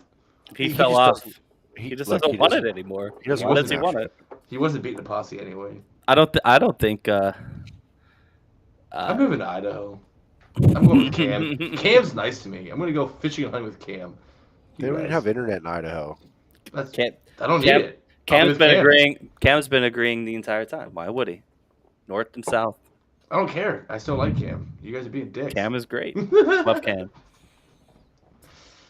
Whatever. But shit. I mean, I think the real reason why Kyle Larson didn't show up to the National Open is because he doesn't want it. Just doesn't have the fire anymore. Fell off. Carl's taking your ride, by the way. And, anything else on that? Let's take a look at the playoffs real quick before we go into Martinsville. Playoffs. So Logano's obviously in. Chastain had a really good day. He's been really, really consistent here. Chastain's gonna lurk around, boys. He's saving that plow for Phoenix. For me, he's a slight surprise. I did not think. I knew he would run well, but I figured he would have a race or two where he would be like making a mistake and taking himself out. Him to survive this long. We're talking the paybacks. Him and Denny ran together the entire time at Homestead, and he's fine. He's clear. He's atoned for his sins. I think so. I do. I agree. And if he didn't, Bubba did it for him because no one's gonna reckon. I do think if Chastain is somehow in front of Hamlin though, with like 20 to go at Martinsville, he doesn't survive. But I mean, that could be anybody at Martinsville at this point. I think you're gonna see a shit show if there's a restart with less than 20 to go. Yeah, I can concur. I'm still gonna turn one this time too, so I can catch all the fucking tires in my face. And we're actually down like half of the way. So yeah, there's a good chance I died, boys. Sorry. Chastain's up 19. We're pretty sure. I mean, I would say he's almost locked in. I mean, wasn't Suarez that way? The Roval and then the steering shit broke. But there was also the people below the cut line were closer. We have a lot of guys that are like a full race out below the cut line. There's nobody below the cut line but Hamlin that can get in. Well, Blaney could have a shot if he runs top 5 in all the stages and finishes there. He has a shot depending on what happens with the other cars. The other guys, I don't think they could point their way in at all. They got to go out. No, I'm saying is wins points otherwise. Hamlin's the only guy below that cut line that has a fighting chance. Yeah, I still because think he's the only one that's good at Martinsville. The other guys are like I get that. I think Blaney has an outside shot to point in. Blaney will find a way to not win this race or win by a half a fender. The way the season's been going, I totally agree. Yeah. Or he'll win by a half a fender. It'll be the closest Martinsville finish in the history of life. Well, I mean, why wouldn't it be for the drama? I mean, it's just more of Blaney usually wins by a half a fender, except for that one time. I think Hamlin goes out and wins this race, to be honest. He's really good at Martinsville, and don't talk that into existence, or else you're going to get a new T2 team member. Okay, whatever, man. I'm going to go find tinfoil hat time. Blaney wins the championship without winning a race. I'm How here for crazy that too. would that be? I'm absolutely here for that. I'd be fine with it. I'm here for that. Break the system. I don't think it breaks the system at all. I think it proves the system right, if anything. No, I think it goes into the face of what they want the system to be, which is what I meant, not breaking the system. No, it doesn't. It's a crossroads. No, it's not. It's a happy medium. It proves the system. Yeah, I will fight you. It Carl's proves, on my side. It proves the system works. Systems. Wins mean a lot, but if you're consistent, you could still win a championship. Blaney is proving it right now. Unless he finishes second at Phoenix, because Larson wins Phoenix, which I'm here for. That would be hilarious. I'm good for it. Right. So it's still a possibility. I'm okay with it. Mr. We need a full season points thing. Yeah, we do. You know who has scored the most points in the playoffs? Denny Hamlin. So we have a playoff in NASCAR to reset points to keep them close, and they're 19 apart. Outlaws double the races, 16 apart. Just saying. Yeah, where's everybody else? You know where 10th place is right now? Who cares? 1,000 points behind. Brock Zierfoss is like 960 points behind. Well, maybe he should stop wrecking his car. I think Jacob Allen is 8th, and he's like 800 points behind. Chase Briscoe's 44. Oh, that's right. Sprint car races, we don't care about points. Jimmy said so. We don't. I don't fucking care about points. The points thing this year, the points tight. The playoffs were generated before. Your mic. No, Jimmy, I think it's on stream. The playoff system was designed with not having this card in mind someday. Right. The playoff system works, but this year of all years would have been the least, what's the word, convincing of needing a playoff would be this year. I think overall points with the Right. Right. parity Right. that No, you I had agree. in winners, right? The playoff system was designed for a season like Kevin Harvick when he wins 8 races and can still go lose a championship. Because if you go to the regular season title that year when he didn't win, when he wrecked at Texas in the rain, go look at the regular season points that year. That's what NASCAR wants to avoid is a guy winning the points title with 5 races to go. This year, Doing that was not pulling a an possible. F1 right now. Look at USGP just happened, and there's still like 5 races left in the F1 Like season. I Everything's get, wrapped up I get already. it. I get it. I don't want to go back to that playoff thing. I know we've already covered it, beat to death. No, we haven't. I still want to hear I your get thoughts. it. I still don't understand. I fired off already. My What? thought is in racing, there's more. There's more than. You didn't give us a coherent answer, though. There's no coherent answer. You Hey, just Cam. bitched about it. My internet is a potato. The webcam must be. Or this Well, microphone. I don't think it's you. I think it's all of us because we're all choppy. I think I'm good. Maybe it's my internet. I think it's actually my mic because you guys sound fine. Okay. Everyone sounds fine. I'm saying I think we're okay. I think we're okay. In any case, no, it's just I don't know. When it comes to racing, there's so many. My point is there's so many variables, and for me to enjoy a champion, I don't need it to be a Game 7 moment at Phoenix where you have like last year. Larson was the best car all year, and his pit crew did great, did their job, and got him the championship when he wasn't going to win the championship without that caution with like 20 to go. And it's like, I don't know. That's the frustrating part to me. It's like I get it. I get from the marketing side. I get it. And I get why it's entertaining to a bunch of new fans, and I get why F1 isn't in the championship battle because Verstappen's wrapped it up. I was like, but I don't know.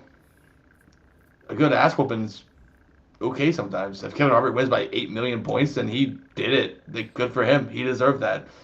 If Larson wins last year by 8 million and 15 points, good for him. He deserved that. Like, there's too many things. Like, at Phoenix, literally Corey LaJoie running 32nd could break a toe leg, kill Denny Hamlin running first with 10 to go for a championship, and it's over. That sucks. That could happen in a given week, even with normal points, though. Right, but the normal points average it out, I guess, is what I'm saying. I could even, like I said, I would go back to the chase format where there's 10 races to build like a mini playoff, a mini season. Mm-hmm. So I don't like the one race thing. I agree. I'm fine with the run race. That might be the ultimate thing that makes me. If I could change one most thing about unhappy. if I could change one thing about the playoff, I would switch the one race and make the first race a wild card race from 16 down to 12, a one race deal, and then make a 3-race series for the championship at the end of the season. I'd rather that. That would probably make me more okay with it because in that case, you've deserved to be in that championship, and you had 3 races to earn it. Mm-hmm. I mean, frankly, go back to the 10 race thing because I still saw like the relevance. Like you had your best guys were in there, and you had 10 races to put a season together. I don't love it, but I love it more than one race at Phoenix where one moment in the last 10 laps could derail. You could be leading all of Phoenix. Like what? Was it Denny Hamlin last year, or was it Truex? Who was leading? Here's the thing. The only reason Chase Elliott right now is still in there is because of his regular season. The only reason he even has a shot. He has been dog shit this entire playoffs. Like, it's for his standards compared to what he was running in the regular season. The only reason he's probably going to go to the championship for is because he had such a great regular season. It's a postseason for a reason. But I understand that. But I'm not. I think it's just being misunderstood. Like he could go to Phoenix. He's had a great regular season, but he also didn't perform in the playoffs. But I don't know. It's just I don't like the one race championship thing. I think that's probably I could get behind you on that. Catalyst for all of my anger for the whole thing. I could get behind you on that. The 3-round thing, like figure it out. Like I can get behind it.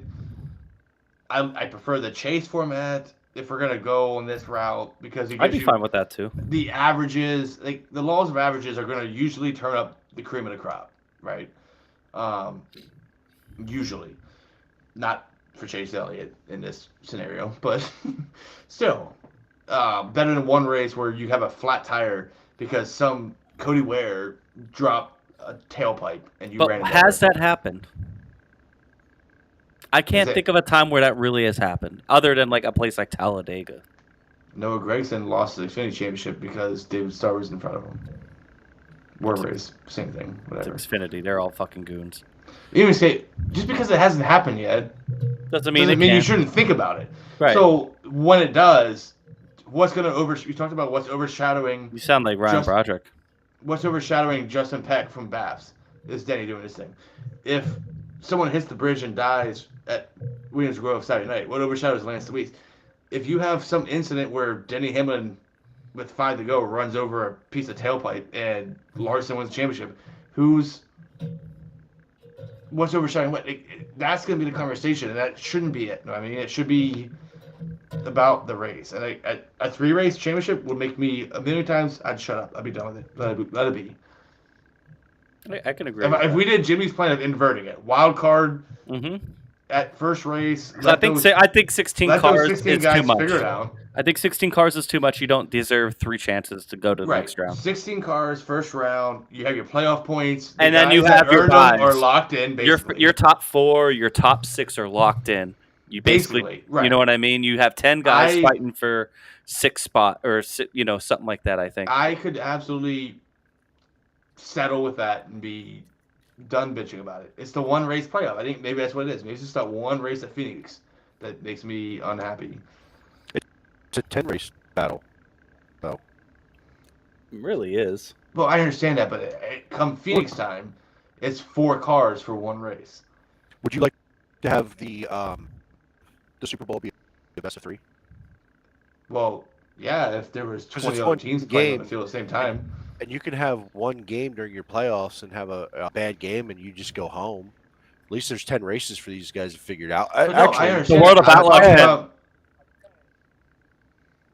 The World of Outlaw Championship that you're talking about is like, oh, it's coming down. Well, guess what? It's going to come down to one race. Well, I understand. I'm talking about with and racing. Noah Gas could just, it's not like- Noah Gas himself and in front of the leaders on the last I race. understand that, but come Super Bowl time, like say the Bears and Patriots are playing the Super Bowl right now. It's not like the Patriots are playing the Packers, the Lions, and the Vikings on the field at the same time doing whatever the fuck they're doing, while the Jets, Bills, and Dolphins are doing whatever the hell they're doing. So now you have in racing, you have this idea where you have your 4 guys, you're racing each other, but now you have all these other guys doing That's right. their own race. They're right that could do something. It's different for sure. Like I don't. Like, that's it. Like I get what you're saying. I don't like the variables. But Why? that's racing, It's man. racing. It's just I understand it. you have that variable every I get it. race. But They just for a don't have. championship- They just don't hold the weight of a championship. I'm saying for a championship. Now one race, the Daytona 500, the National Open, Knoxville, Indy 500. One race pressure, absolutely. That's why it's the biggest race of its kind. But then you could still for a have Noah Gas championship. take out David Gravel when he's fucking leading the Knoxville understand that. Nationals. But I You think still that's have the that. difference between Same a thing. crown jewel race It- and a championship. Is Phoenix a crown jewel race? But the championship race is turning into a crown jewel race. Is Do you it though? understand that? I don't think it is. But you just told us earlier you wanted Williams Grove to be a non-points race. No, Jimmy said that. I didn't. I said that. I said that to be fair. I don't care. I want it to be a points race. I don't have an opinion on it. It's part of the season. The playoff system's perfect. Hmm. Be good at the right time. No, I don't hate it either. I'm with you. The playoff system, I think, it took me a while to come around to this, but I like the variables. I didn't love it when it was raining in turn 1 and Harvick happened to be the leader and hits the wall. Hmm. Yeah, maybe. He still had the next race to get it right. He also had 26 to get it right, and their team to get it right. And they're it's almost like the NFL teams that you got to get through the season and they get hot at the right time. These guys that are in the playoffs, these drivers, the 16 that made it, got to be right at the right time. Mhm. Shit can happen anywhere. Right. You No, can I go don't to a disagree. playoff. Like, I don't Yeah, disagree with that. you're racing the field, but very rarely does a non-playoff driver affect a playoff driver's race, especially in Cup. I think there's a Right. great variety of tracks too, where it's like you have no excuse. You know what I mean? Like, oh, I'm not as good at road courses, or I'm, super speedways. You have plenty of shots, and there's a plenty variety of tracks to go and prove that you are worthy of being a champion because you have went to these 10 different tracks that are all very different that really showcase all your different skills, and you went and you got it done. This year more than ever is the wild card because you have so many non-playoff guys mixing it up with playoff guys. Okay, if there's ever a year where the playoffs don't make sense, it's this year. But in all the years past, if you look at if there's 12 cars left and it's a round of 12, and you go to Vegas, 9 of the top 12 are playoff drivers. Every weekend, the playoff drivers are at the front of the field. Every weekend. Right. And now, it's the Wild West. Yep. But the playoff system works. The best are the best at the right time. The cream rises to the top. Many, many, many years over and over and over is proven the best drivers win it when they're supposed to. And when it comes rarely have we been surprised at the end and going, holy crap, I can't believe Joey Logano won the championship. What a shocker. Never saw it coming. It just doesn't happen that often anymore. But in the old system, Joey Logano that season could have been crowned the champ with 5 races to go. Why would anyone want to show up then? It's still an entertainment sport. If we didn't show up, if fans of us didn't talk about it, it doesn't exist. That's why it exists. I understand the traditionalist side of it. I'm getting old and I'm falling into some of those things, man. I'm going to be on a Geico commercial soon about, or is it Geico about you turning to your parents, right?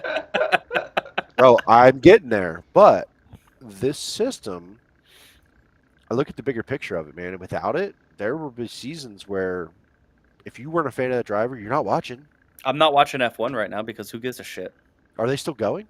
Yeah, they just ran in Austin this past weekend. Oh, no, I did see that. Yeah, but 400,000 people said otherwise. But sure, I get what you're saying. But it's different for F1 because they come once a year. Once a year. No, I get it.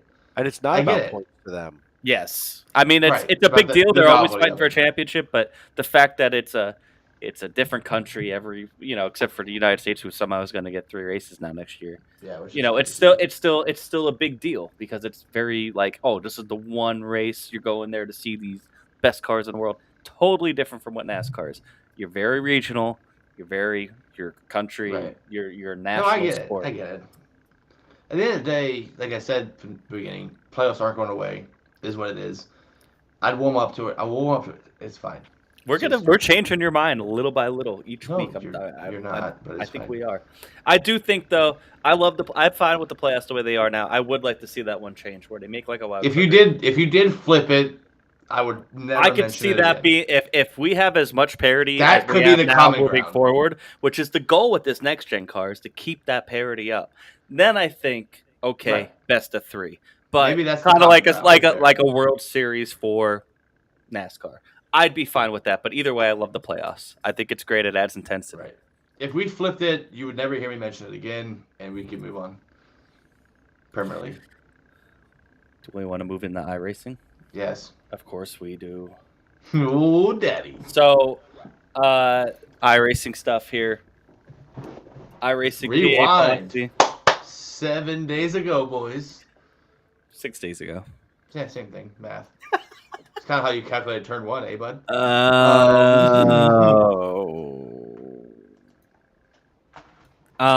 So yeah, go ahead, bud. iRacing PA Posse National Open, great turnout, over 30 cars. Definitely one of probably the strongest field we probably ever had in the Natty Open. Can you guys agree? I agree. Pretty close. There's been some good ones, but it was 3,700, which is a hell of a strength of field. I don't know what last year's was, but still, impressive. A little bit of drama, of course, as it would be. Can we just Andrew May in the future? No, let's go through. Let's go through Ernie Williams. No, not Ernie Williams. I made that up. Yeah, you did. That was Port Royal last night. Who the hell won last? Braden Eiler. Braden Eiler wins over Mason Hannigan. Wins it. Mason Hannigan beat Zach Kratz, right? Yes. Let's go. Awesome racing. Hell of racing. I got to watch it from the booth. It was really fun to watch. I was very happy to be a spectator and watching that. The track was real slick. Back in traffic, it was tough. You guys were three was wide, banging brutal. wheels. Fucking brutal. Jeremy, where'd you finish? I got wrecked with 6 to go. Running. Oh. Jeremy about was pretty that. much top 10 almost the entire night and kind of got taken out. I started 20th. Well, you worked your way up there. Yeah, I got 20th 6th and got spun out running 6 behind Strickler. I had a Oh, very I boring got- feature. Yeah, but where did you finish? Started 9th, dropped to 19th, finished 8th or 9th. I don't know. I It was passed one a of lot those. Yeah, I think you I started passed a lot of 10th. cars when you didn't need to. No, I passed a lot of cars that weren't, fast because they were broken or wrecked or flipping or spinning. So mostly I did nothing but not wreck because I'm talented. I missed the feature. Sarcasm. I missed the feature. Oh, really? It was my own fault. At the end, I started. I'll tell this story. You don't give your comments, so we're done. It's Andrew May here. Heat race. So Jimmy's ripping like a mother trucker. Has coming from, what'd you start, 5th? I started right? fifth. Started Top 5th. 2 go to the dash. He's running down. Old Mason Mr. Hannigan. FDS. Mason. So And Mr. FDS, and Yes. and he was fast. I was watching this with George, and you could once you tell a story, you could feel the atmosphere change. Things got weird. So, so Jimmy runs down Smeal. I thought you passed him. You got damn close to passing him. I went for a bathroom break because I had just magically made it through my heat race in 3rd. I'm like, hey, let's go. I think I was in heat 3. You were heat 4. mhm. So I went, come back to hearing Jimmy, dropping a couple good old FDS bombs, naturally, as one would, and then I don't know what's happening. I think I broke it. You broke it. Well, that's whatever. No, we're good. So, so I guess it gets tight. Jimmy and Smeal get tight in 3 and 4. Smeal drives Tight. them. I'm telling my truth. And then they bang wheels. Things get a little tantrums, little heated. Temperature rises. Right, wrong, or indifferent. I'm not picking sides here, but yeah. Turn 1 happens. Jimmy, what's your story? Sports. Sports ball. Sports. So let me go back. I did not time travel very well. I had a very poor pill draw. Typical Danny Dietrich excuse. I'm going to use it. Poor pill draw. Track fell off. I did not have a great time trial run, but I still had a shot at. I felt pretty good. Started 5th. Smeal started on the pole. Mason Hannigan started 2nd. I can't remember. I apologize. Who started 3rd and 4th, and I started 5th. And I was ripping, man. Pretty much had Smeal for 2nd. Pretty close. We were battling side by side. It was really good racing. We ran low 3 and 4, side by side, wheel to wheel. I was running top side of 1. He was running lower in 1 and 2. And we're coming out of turn 2 side by side. I'm up top against the guardrail, and then Smeal just I felt it's one thing to race. You're racing in a big race, and I'm all for. I don't expect anybody to give up any of their space. I just don't expect them to take any space that isn't theirs. And when I'm up against the guardrail, entering high in the 3 and 4, and I have somebody still shove me up into the wall, not once but twice, in the same corner, I felt like that was that's taking space that wasn't yours. And then we both got passed on the low side because we're banging wheels up top. And, I go into turn one and my steering just didn't work anymore. And kind of took me and Smeal out. And that was it for me. I had a shot in the B main. I just was too frustrated with the way the night went. And I also didn't feel like I deserved to be in the A main because I didn't act like the way I should have acted. I don't want to intentionally. I didn't mean to intentionally take out Smeal the way I did. I know Ken Baum got collected in it. That is not the way I would want to do things. That's not who I am. I just wanted to bump wheels with Smeal and send him the fuck up the track, like he did me. Hard racing. But ended up being a lot worse than that. And now I am suspended for the next two Posse races, which is much deserved. I probably deserve more, but it's fair. If it was just, the past 3 Williams Grove races, Smeal has done something like that to me where we raced hard, and then it's just kind of like, why the fuck did that, it goes over the line of hard racing into just taking each other's space up. I'm not saying I don't take any blame in it, but you just get frustrated, and I let it boil over. I apologize, but I don't. So, sorry, not sorry. Oh wait, I didn't do that. There's two sides. There's obviously two sides to this, right? And he does not have a voice. He does not have a podcast. You do, so kind of fuck him. Yeah, somebody.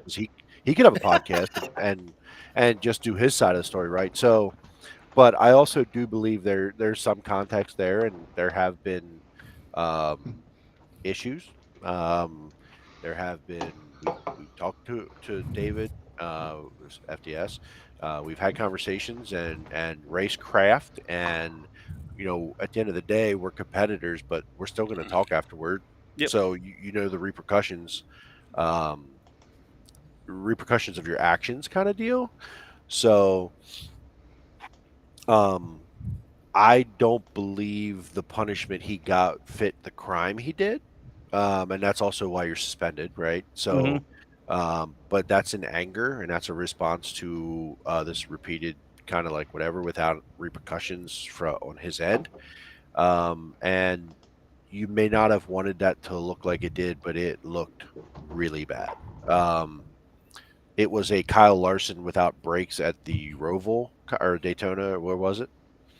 Indianapolis Indy road course. It kind of looked like that, but he cleaned him out. Like it was actually very much like it. Mm-hmm. Very, very similar, and it was sort of like one of those moments where you went, oh, and you sort of like, oh my. So, I'm not going to speak for him or defend him because I've been here. Had him do the same thing to me in a race that meant nothing, right? Move him out of the way in a street stock going 7 miles per hour and then clean me out like that, right? So when the shoe's on the other foot, how should one react? Yeah. Right? If it was so it's like throwing stones in a glass house kind of thing here. Don't throw stones if you live in a glass house sort of thing with him. Mm-hmm. He's been on both ends of it, right? So doesn't feel good when you move someone out of the way and they retaliate. Okay, so it doesn't have a voice, and I'm not saying that you did anything right. Okay, yeah. But the incident that was on the track wasn't the most egregious thing I've ever seen. But I didn't have those kind of things happen to me 3 times at Williams Grove in a row. Yeah, okay? Last week we had a warm up. There, right? Last week we had a warm up, and the same thing happened in the same corner, and I was just kind of like, after that race, I'm like, man, like no big deal, but like, the fuck was that about? Didn't need to do that. And a couple weeks before in one of the other Outlaw races, I ran him down for a heat race win, and he drove me kind of like, he drove me tough, but I felt like an extra asshole. Like I don't know. I don't have a problem with anybody else in the league driving me like that. That's just going to take space that isn't theirs. That's how Smeal drives, and he's going to get driven that way. So he wants to keep saying, I apologize to absolutely nobody, and do fucking Smeal shrug and all that. It's all well and good, but I mean, just expect to get raced the way you race people. Right.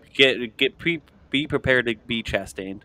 So the So, only real quick, Chris, I'm going to let you do your thing yeah here, yeah but go I ahead. want to say this: if David was new to Posse, he was just getting around, and this was happening, he would not be in Posse. He would not Nope. be in our league. He wouldn't be in the group. He would not be around. And we've Wolf. done this, Yeah. have we not? Yep. Have we This has ran people happened. off for less? Yes, we Mhm. have much Okay. less.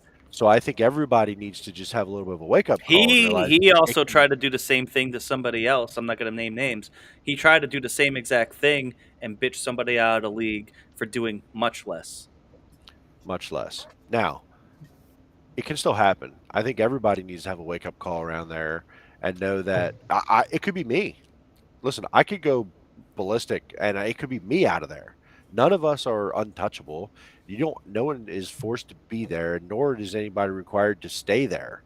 And Mhm. Yeah, George, don't give. one of the guys and hangs out with us at the racetrack, but there is a point when this same conversation is repeated over and over and over with a regular at this point, a guy who's a regular, right? This isn't a guy who pops in now and then as a pro, gives out fits, a rookie who just is an asshole to people, whatever the case may be. This is a regular member of the league, and nobody's untouchable. No. Could No, just not even go, me. could make I'm 100% same, right? So I think we all have to remember it. Yes, absolutely. And like I said, I blame myself for reacting the way I did. I ruined my own national open. I ruined Ken's national open. I felt terrible about that. That's the thing I feel the worst about. Uh, do I feel bad for wrecking Spiel? No. And he ends up going finishing sixth. Shouts out to him. He goes out and finishes sixth in the feature. But I also think that if I don't wreck him and he starts up front, he steps on his dick and makes more of a fool of himself. To be honest, he got to sit back and just let other things happen and move. He was fast and moved his way up, but I think he approached that feature a little bit differently than if he was actually up there. So Sure, and just to tie a bow on the whole that part of this, um, I know how he races. I know it very well. Him and I have had numerous run-ins. NASCAR stuff, dirt stuff, Exhibit 1A, and I get it, right? So, um, I wouldn't. I say this. I wouldn't have done what you did because no, looking I it don't. back, I don't normally do what I did. right, right. I wouldn't have done that because I can't as much as I've thought about it, but it's not my thing. I would rather make his life miserable for 8 months, which I did, and he can atone to it. Um, he still does it to me. I get it, and I'll give it right back. So I think we look at the practice race. He threw a bitch fit because I It bumped wasn't even a him. practice race. It was Oh, that's right. it was a pit party during It was a practice practice for a for a practice practice race. Bitch fit because he had to stab the brake to not hit Jeremy. Um, but in any case, either way, I'm not gonna go wreck him because of that. It's just, I mean, my criteria is you race me away, I'll race you that way. So Right, far, right. him and I've had conversations, and me and Tyler Ice have had conversations, and we've raced each other accordingly. Yeah. That's it. That's And kind of what I was trying to get into was right, more not to pile on Smeal right. any more than we already are, but kind of talking about what's fair, what's not. Because we also had another incident during the feature between Andrew May and Tyler Isley where Andrew May felt wronged. Uh, you know, Right. felt So like he got his nose cleaned backstory, off, and then he went in the following corner and cleaned them out. right? So from a little backstory from context that I heard, sounds like Isley put on a slider and parked it on May's nose, which jacked him up in 1 and 2. And then I could see the 3 and 4 incident where May just goes straight, leaves the ballpark. Casey caned it, landed somewhere near my house. He flew so far out of the racetrack, and then Icy's race was ruined. Same kind of idea, just different end of the track, if you Hmm. will. Very much similar though. it's never cool to go out and intentionally wreck somebody. So this is my PSA: don't fucking do it. It's stupid, no matter what they do. You know, someone like Smeal, like I should have known better. I should have kept my hood cool because I would have known he probably would have fucked up again later or something. You know what I mean? Just that's kind of when you race people like that. That type of stuff happens, you know. And the thing with Smeal that I get frustrated about is one, he's a friend, and two, you know, he's you know, no matter what, we give him a lot of shit, but he's fast and he doesn't need to race the way he does to pass people. You know what I mean? He can give the space and be more patient and get around people. I know maybe that situation wasn't it, but you know, Right. I could take a little bit of my own advice too. But don't get me wrong, but I think Right. that's And what I I get most think frustrated about with Smeal. I think my take, and I'm not one to talk. I'm obviously not as fast as Smeal and things like that. But we talked about I threw out. I'll throw it out again just for context. This graphic. I know Jeremy spoke to him at length. Um, won't go away. So, oh no, go away. It's just awareness, like situational awareness, right? Like we know he's fast, we know he's good, and you can race him clean for laps and laps and laps. Like I've done it all summer long. Like he's a really good driver. It's just he does these things, and the whole "I don't give a fuck" attitude is what sends people over the edge. And I Yeah, think he's learning. I think he's gonna go it's places. Danny Dietrich syndrome. Honestly, Right, but I think he's gotten better. I I think there's do. still room, just like we all can Yep. improve. He has the speed, has this whatever. He just needs to the racecraft side of it, Mhm. like knowing like, hey, I shouldn't swing up my entry to 3. Talking to most people about talking to most people about the incident, like if it was just that one isolated incident where he puts me in the wall there, I'm not doing that. It's because of the buildup. But also, if that's anybody else in the league, they're not trying to swing that corner in. They're just entering low, either trying to slide or run the middle or whatever. And that's something that people need to learn over time, not just Spiel, but a lot of other guys. And I think, you know, I think that was the frustrating part because for Like, me, I would never try to, if I know right, he's up there, I'm not going to try to run that lane near the slick. right, And I'm going to give space and I'm going to run my line and try to get him back in the next corner. If I don't get him in that corner, it's racing. right. And the only other move that's worse than that someone who doesn't give a fuck with people that are around, would be the cut down line where you're underneath them and Yes. they just cut across your nose. And I know that's happened to you. I know he's done it to me. I know I've done it to him. Like we're all guilty of it. Like Yeah. it's just Especially at Port Royal, that seems to be the fast line, especially in 1 and 2, it seems like sometimes. But anyway. like Jamie. I don't have anything to add to that. But between those National Open was overall a great race. You had those two Yes. incidents. Yeah. No, yeah. I don't want to put a damper on Jimmy it. and May did some things that I don't think anyone, even themselves, agree with. And we're having some fun Not, with it now. not my But like not our proudest moments. Um, but the racing ended up being great for the most Yes. part, and there's a couple melees at the end, but the finish with Eiler, Hannigan, Kratz, there was a Hmm. lot of good racing through that feature. Um, it was cool to see. It was cool Kratz to was see it really spill trying to over, Lance DeWeese the shit out of it. and He I'm charged his surprised way he up didn't. front. I think he started 12th and he charged his way up to 3rd. He did it all by running the extreme low line, and he just completely DeWeesed it. I mean, that's just the DeWeese line. That's still it. When DeWeese retires, it'll be the Kratzy line. Yeah. So, and it was cool to see that event go well. We had that kind of spill over to Port Royal last night. 25 Flag the laps, flag. green the checkers. It's probably because me and Andy May weren't there. That's probably true, but you know that I had some internet plug wire issues, so I didn't get the race, but I could watch the race, and it was so cool. I never saw the perspective of like sitting in victory lane. That's part one. Part two was sitting in victory lane and watching a race. So watching, you see the guys on the top just hit it and just like literally bobble the hell out of the thing because of how like rough that top is, and then you see the other half of the field running that bottom smooth as silk, and how they were matching up and just watching them like zip past you. That sounds like actual Port Royal. It was so cool.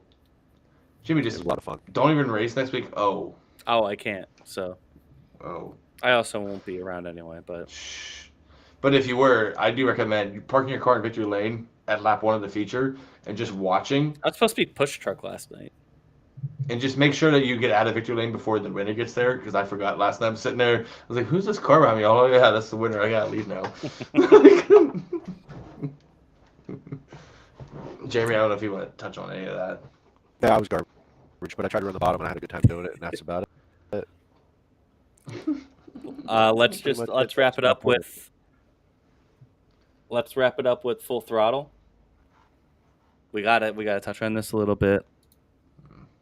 We do. I agree. It should have been the other way around, but this was a good 2 cars in the top 10. Doesn't matter. We got the top car, Chris there in the 84. Should have done the other way around. It should, because That's you how should I be. did it. You should be in the front. BP's in the front. Which BP's is- car is nicer though. So That's true. turn 2 terribles Paint though. by tuna can. Paint by the toucan. Billy Raleigh. Chris, you get a win at Talladega, Again. and you punch your ticket in the playoffs. Nope. I'm out. Oh, you don't. That was absolutely no use other than make sure one of our guys has a way to point the way through. I missed this round of playoffs by 2 points at the Martinsville. I can't race Bristol anyway, so it wouldn't matter. But Yeah. Well, yeah, I guess it would now. But no, it was a fun race. Ryan Broderick, did a real good Posse teammate thing, and when we lapped him, he kind of tucked in back and shook the whole back of that 6-car group up. No, I mean BP, you, Jeremy, great team effort. We came away with the win. Sucks that Jeremy got wrecked. Yeah, that was frustrating. I was behind and know that we're trying to hang Yeah. back to All avoid 3 it, of us were together, and it was just- just a stupid move on those drivers' incredible parts. bad luck. They Just yeah, came across and killed Jeremy. I think we were set up pretty well. I was trying to box Jeremy in, so that way if the wreck did happen, I was going to be the guy to plow through, and then things kind of just went sideways where we kind of all had to get out of line. Right, And and that then was we frustrating. literally just got back in line and talking about just ride it out, and then boom, crash. It's like Yep. fuck, and we both barely missed it. We both turned hard left after Mhm. Jeremy hit, and I damn near ass packed Jeremy to the moon because of the way his broken car came down the track, and I was like, holy shit. But that was a good race. I mean, First half was great. a little bit of a caution fest. The second half was it turned into a pitch strategy type of race. We were in the front group of 6 cars. I go back to before that last caution. You and I were like, we got a pit, we need a caution, and yeah, we caught a break there. You and I both did. We're like, oh, we saw a caution, and I think that's one that ended up killing Ken's race.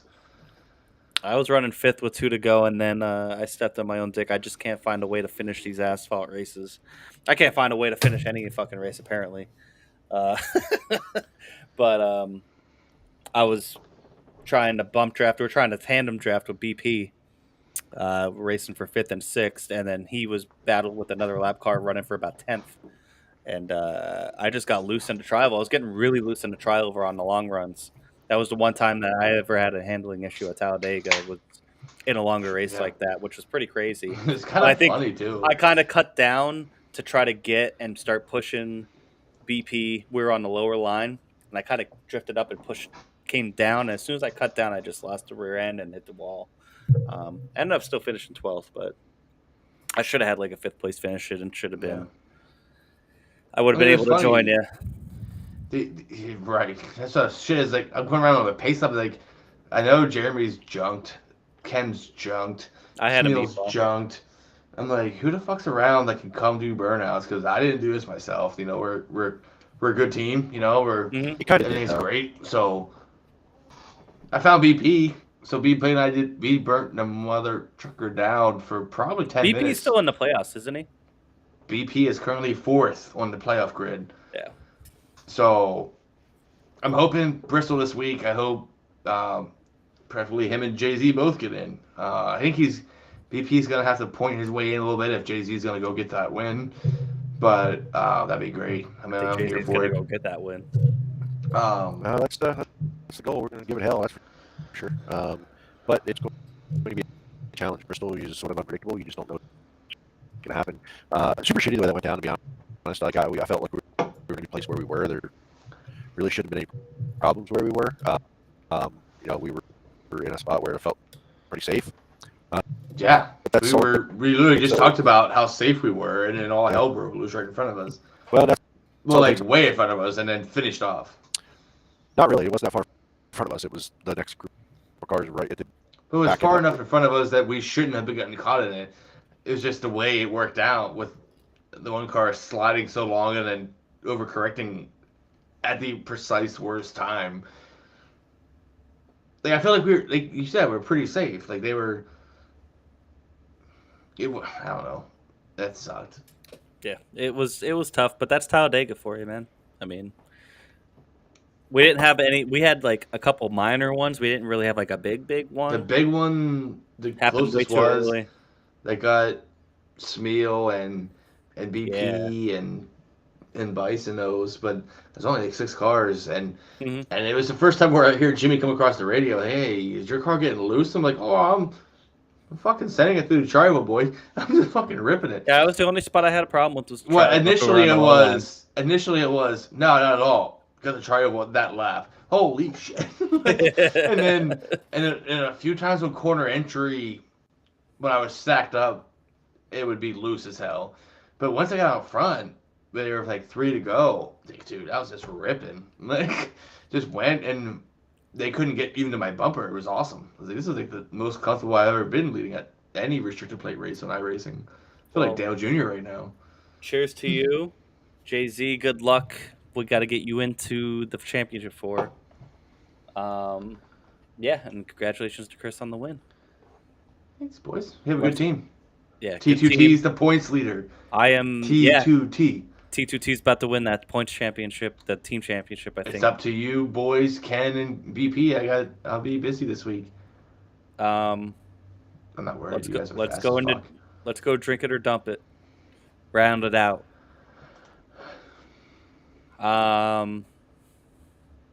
Man. First, Gregson finally wins at Homestead. Junior Motorsports locking 2 cars in the championship 4. Let's go. Good for Gregson. I'm enjoying him more this back half of the year. Don't really have a problem with him. He's dominating, man. Like he's just doing the work. Ty Gibbs hasn't like completely fallen off, but he's just not there. He's think not him running the double duty, wearing him out. Yeah. But so love it for that Junior Motorsports team, and for Gregson at least have a shot at it before, he goes to Cup next year and does whatever he does in that Petty GMS car. And dump it? I don't even think I have anything for that. I didn't get to watch a lot of NASCAR this weekend. I mean, have you watched anything? I watched the National Open. I'm kidding. Dump it. I mean, I guess dump it for. No. I could give you. Dump it for Smeal talking shit. Dump it for Smeal talking shit. Jeremy? I have 2 drinkets, and it is no Gregson for sure. A lot of pressure put on it. And this is some of that pre-race. When Williams drove, actually, and he was really you could feel the excitement, and he's like, this is the best track on the circuit by far in NASCAR. Like loves the place, just been snake bitten a little bit there. And that's my one drink. My other one is Ross Chastain. I like that. The quietest runs. Like when he stopped with the hey, I'm here, everybody, here I am, the Ross Chastain, I don't give a fuck tour. When that sort of ended and you watch the playoffs start, it's just been the quietest runs ever. Second, 2 weeks in a row. He's setting up well for a championship. Yeah. He knows that's what it's going to take to have to win a championship. Right. And, like, for as dumb as we all thought, like, hey, this guy is like, I don't know.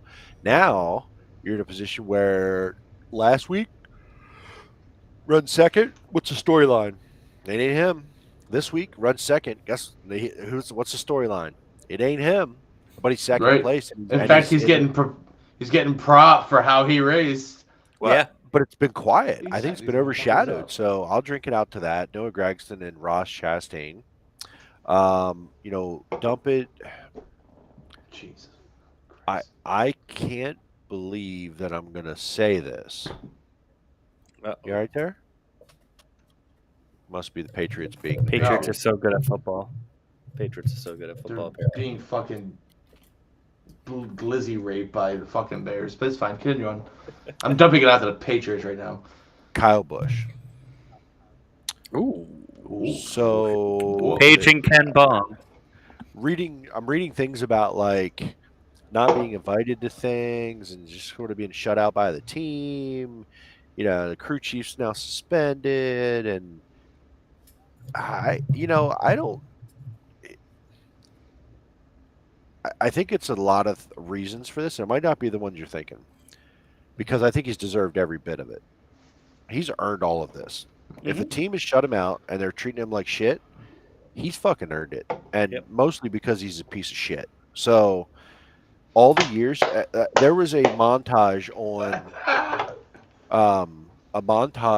TikTok of radioactive Kyle Busch over the years, and I don't understand on what planet this guy can disparage every single person that works on his team and had a job that long.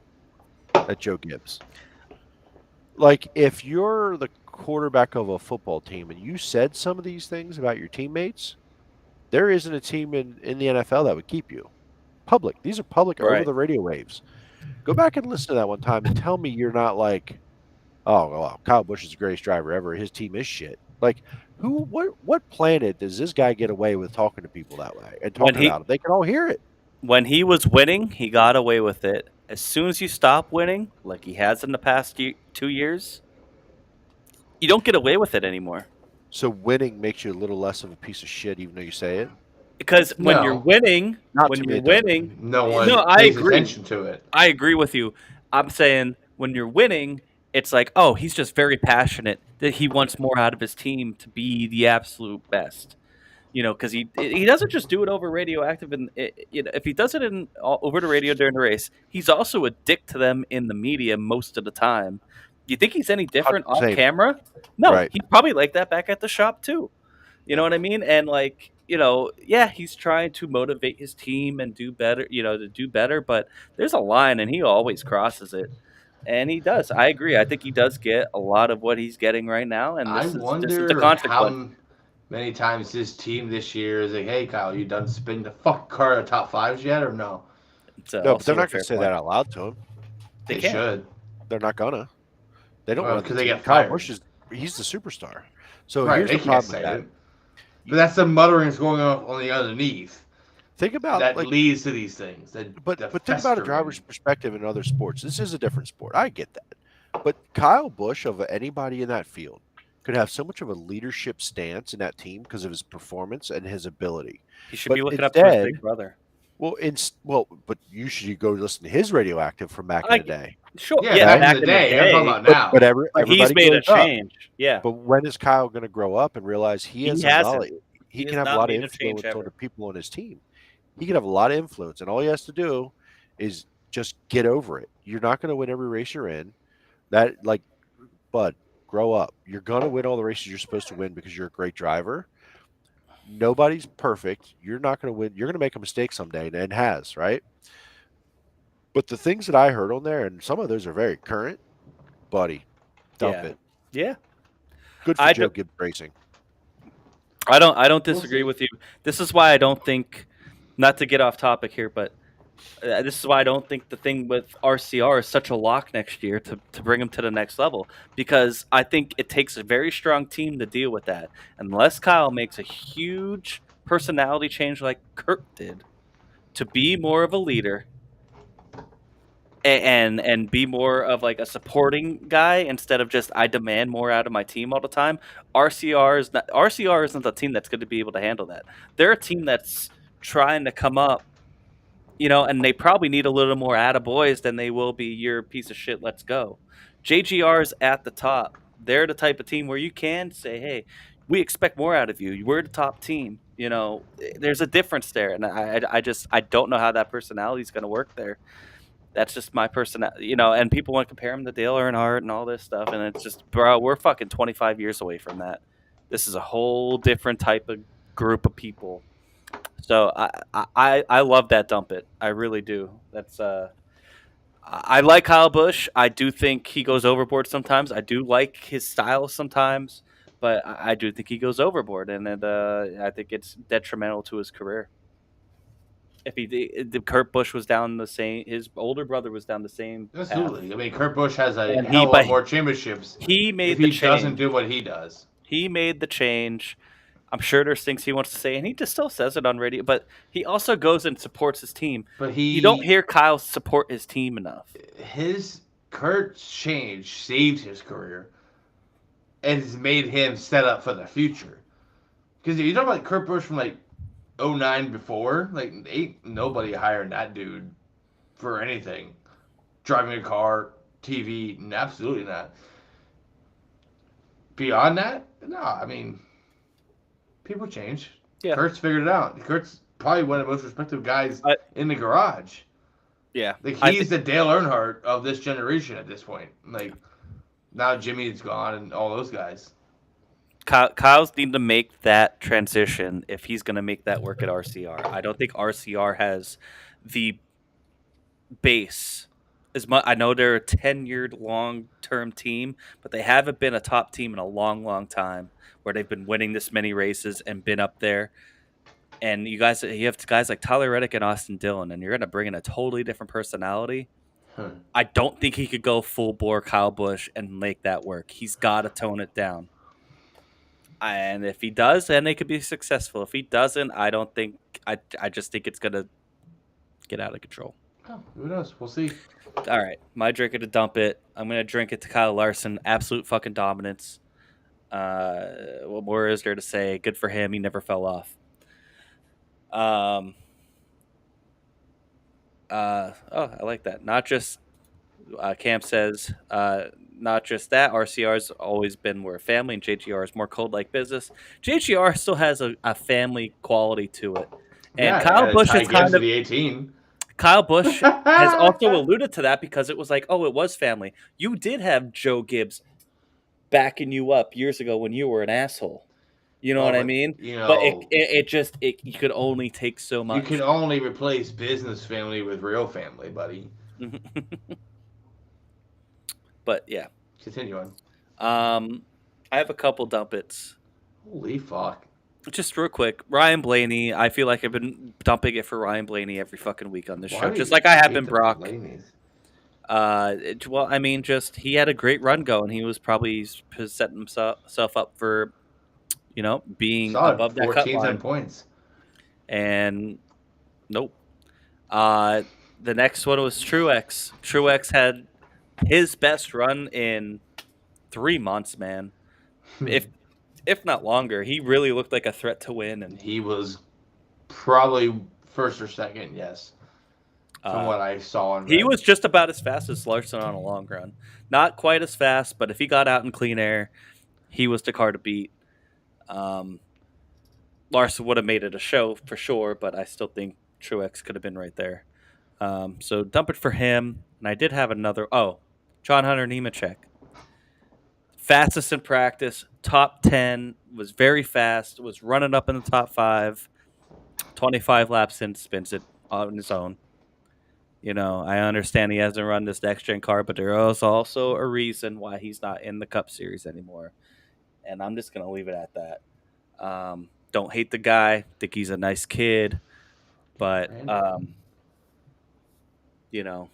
just don't think I don't think he's a Cup level talent. And a lot of people are like, we were going over it earlier in the week in our Turn to Terrible Discord. We're going over earlier in the week. Fastest in practice? Yeah, sure. Where did he finish, bro? This is the Cup Series. It's his first start in the next-gen car. This is the Cup Series. Jeff Gordon finished 33rd in his first start in the Cup car. This isn't John Hunter. John Hunter Nemechek ran an entire season in Cup. And he did the same shit. He tested his car at Homestead.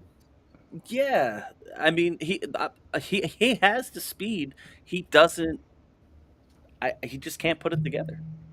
Maybe he will Yeah, in the future. I'm not completely writing him off or anything. I'm yeah, just I mean, I'm saying. fine with it. I agree. I was just getting Earlier in the context. week, we were having this discussion in our Turn Two Terribles Discord, and people were like, "Oh, he's definitely going to get a top 10. He's going to take that car higher than One Bubba." person, I think no, there was more than one person, the and Larson I think fan. I do think that people were like, I want somebody to prove that Bubba isn't what he is, and go run this fucking car up in I the hope top they 10 all day."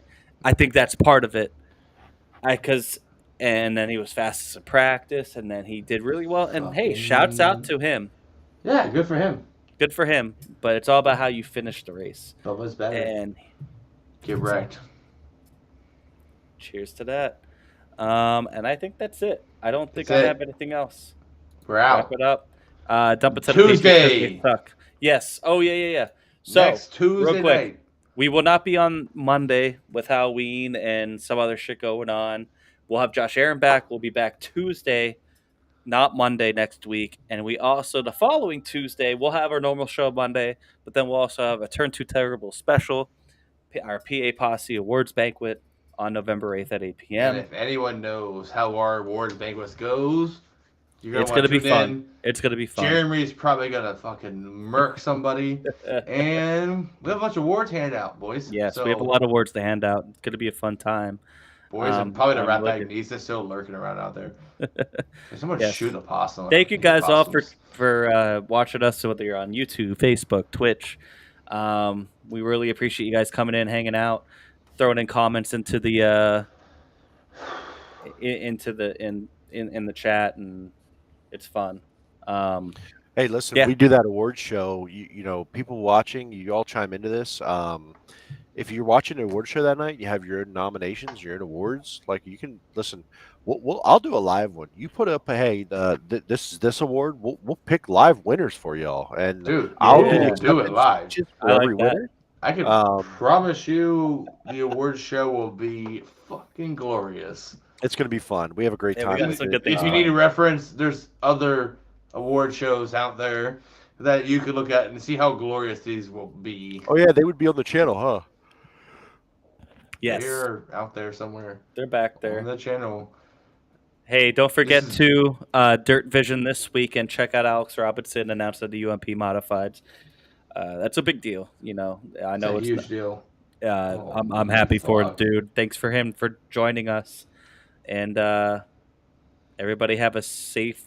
Chris, have fun at Martinsville and down in Charlotte, but have fun at Martinsville next I'm week. gonna We go find a bad track on the way. definitely check our Continue on. socials. Keep going. Check our socials. I'm sure he'll be posting some stuff if he's not too hammered. I will not be hammered.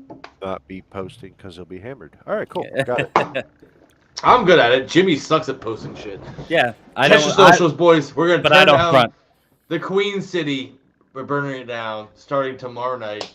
NASCAR Hall of Fame, race shops, Martinsville. Confirmed. Cool. Have fun, You're- boys. Top NASCAR content here. See you guys next week, next Tuesday, not Monday. Next Thanks, Tuesday. everybody. Tuesday. Tuesday. Love going up.